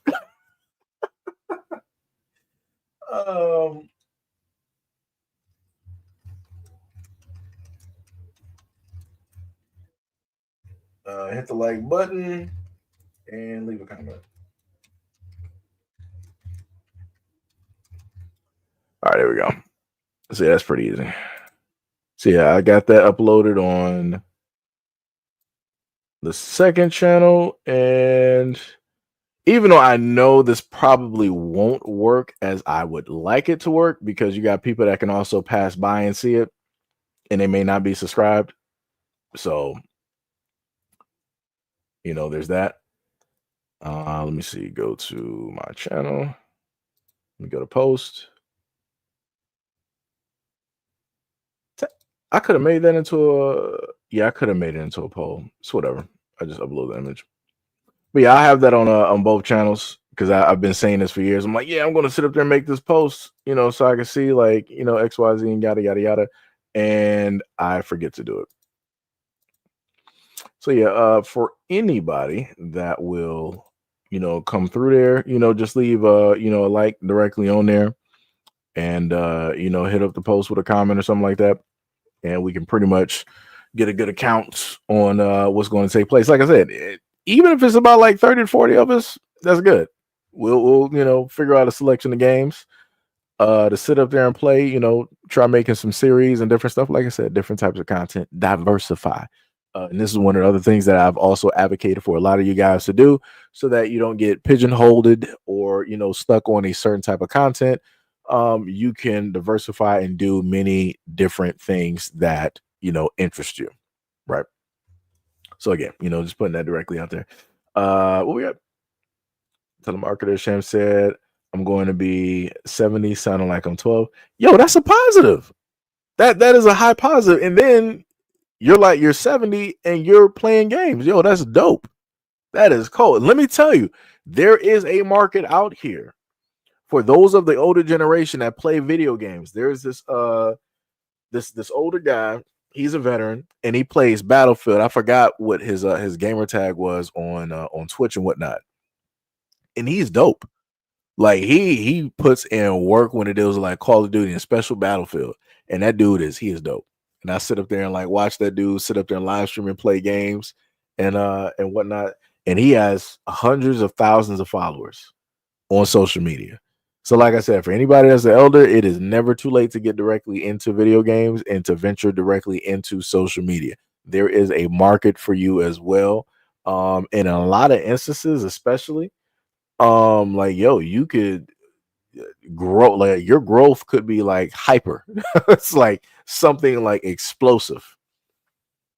Because that's something that we, you know, a lot of people, including me, we don't get a chance to see that. We don't get a chance to see a lot of people, the older generation, coming through and putting in work and playing, you know, video games and enjoying themselves and whatnot. So, like I said, you know, it's a nice thing. Big Chop, what is up? What is up? What is up? Much love, respect, and appreciation. Al Sabah, what is up? What is it? Vikiko? I might have mispronounced that. But what is up? What is up? What is up? Hack said he plays a sniper. Yeah, yep. Hack said OPC guy. I think, yeah, does he play on PC? I think he might. I think he might play on PC. You said I've heard of him. Yeah. Yep. Sham said LOL. I'm not 70 now. I'm about your age. Why y'all do that? See, I'll be taking stuff for like face value. I'm thinking like, okay, well, this person is actually, you know, who it is they said that they were. So, you know, I'm sitting up here taking it as like as face value. I'm like, man, see, y'all be sitting up here getting me. See, this is what I'm doing. So now it's even more of a reason, Sam, why you should be directly out here gaming and putting stuff, you know, directly out here. Forever Young, you can put a variety of different content directly out there. Like I said, there's tons of other YouTubers and other streamers out there that can give examples. There was also one girl that played Overwatch. I'm not sure if she was Asian or not, but she was good, and she played what's the girl's name on Overwatch with the robot with the suit? I cannot think of the name. But I think she's the character on Overwatch. She's Korean, nationality wise, she's Korean, and the girl was so good that people claim that she was cheating. Like she was so good, guys are like, "Nah, she's cheating, she's hacking, da da da. She can't be." No, she was better than you. She is better than you. It just is what it is. There's been times before I've had girls sit up there and beat me and Call of Duty. They might have been good at quick scoping. Quick scoping is the only thing that really will just do something vastly different. Because, like I said, I'm up close and personal, so I use a shotgun. Quick scope, people just like split second, see you, bow. That's it. That's it. Like it's out of there. I used to be able to do that, not as accurately as everybody else, but I used to be able to do something like that back during the Modern Warfare 2 days when you had the intervention and the 50 cal. It took a while to get used to. It took a while to get there, but I was able to do it. But then I just, you know, stopped doing it because I liked more so playing with the shotgun and the LMG, more so because it gets on people's nerves. You don't really hear people screaming and crying when you get them with an assault rifle, SMG, sniper, pistol, or whatnot, or whatever. It's more so if it's a riot shield, an LMG, a shotgun, or a rocket launcher. That's when people really start crying. But yeah. But yeah, so I got the it's not more so a poll, but I got the picture directly up there on the front of both pages. So that's both on SEIJIHITO, the Second Coming, and on the original channel. So take a look at that. Hit the like button on that post. And also leave a comment. Let me know what type of games that y'all are into, what type of games, or if y'all play PC, console, whatever it is, and if y'all would like to see that type of content, because you guys will be sitting up there seeing that pretty soon. But anyways, love you guys a lot. Appreciate you guys. Thank you guys for being here for a grand total of 3 hours and about 6 minutes. Our brother's about to go sit up there and eat at this moment in time, and probably figure out something to play or whatnot. And again, for anybody that doesn't want to sit through, of course, a long 3-hour live stream, you just got here, I will have this in a shorter format, more so in between the ranges of 8 minutes to 14 minutes in a short video format that you can go through yourself. Sham said girls make really good gamers, especially if it's games where perception skills, we make good snipers, we're good at RPGs, MMOs, and problem solving games too. Yeah. I got one girl on my friends list, Mia. She is pretty good at fighting games. I've been playing fighting games against her since Soul Calibur, should have been 4 that we were playing. Soul Calibur 4 and Street Fighter 4. Been playing video games with her for a very, very long time. Very long time. And the amount of stuff that you still would have guys sit up there and say, or how guys will sit up there and switch up when they find out who it is that they talking mess to is a girl. They tone start getting real soft. They start talking like they on the phone, call like one of those 1-800 numbers or whatnot. It's crazy. It's some crazy work. The change in temperature that takes place.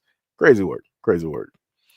Soldier M said, I barely got into World of Warcraft. No, same here. I was never one of those people. I saw World of Warcraft, but I was like, nah, that's not really, for me. But I did get into other MMOs. Like one MMO that I did play was called Shia, but this was like way back, like 20. This like in the early 2000s. I want to say like 2010, 2011, 09, type of era. Then another one that I played, but they discontinued for the terrible game that was called Marvel Avengers. You had Marvel Heroes. That was a great MMO. I think it's still running on some private servers at this moment in time. But when Marvel Heroes was running, that was a great Marvel comic book type MMO. You also got DC Universe, which is still running too. So, putting that out there. Baby said, since she said great freaking game. Yep. Bars. Baby said the Beatles is LOL Sgt. Pepper. Yep. Tariq said, oh, you're starting to write like Barber versus directly in there. I'm a little bit confused on.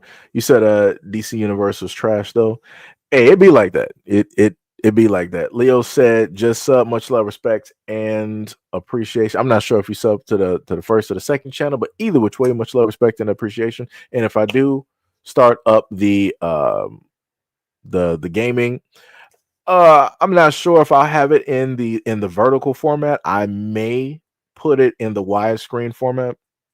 We'll experiment. We'll see basically how that will, work out.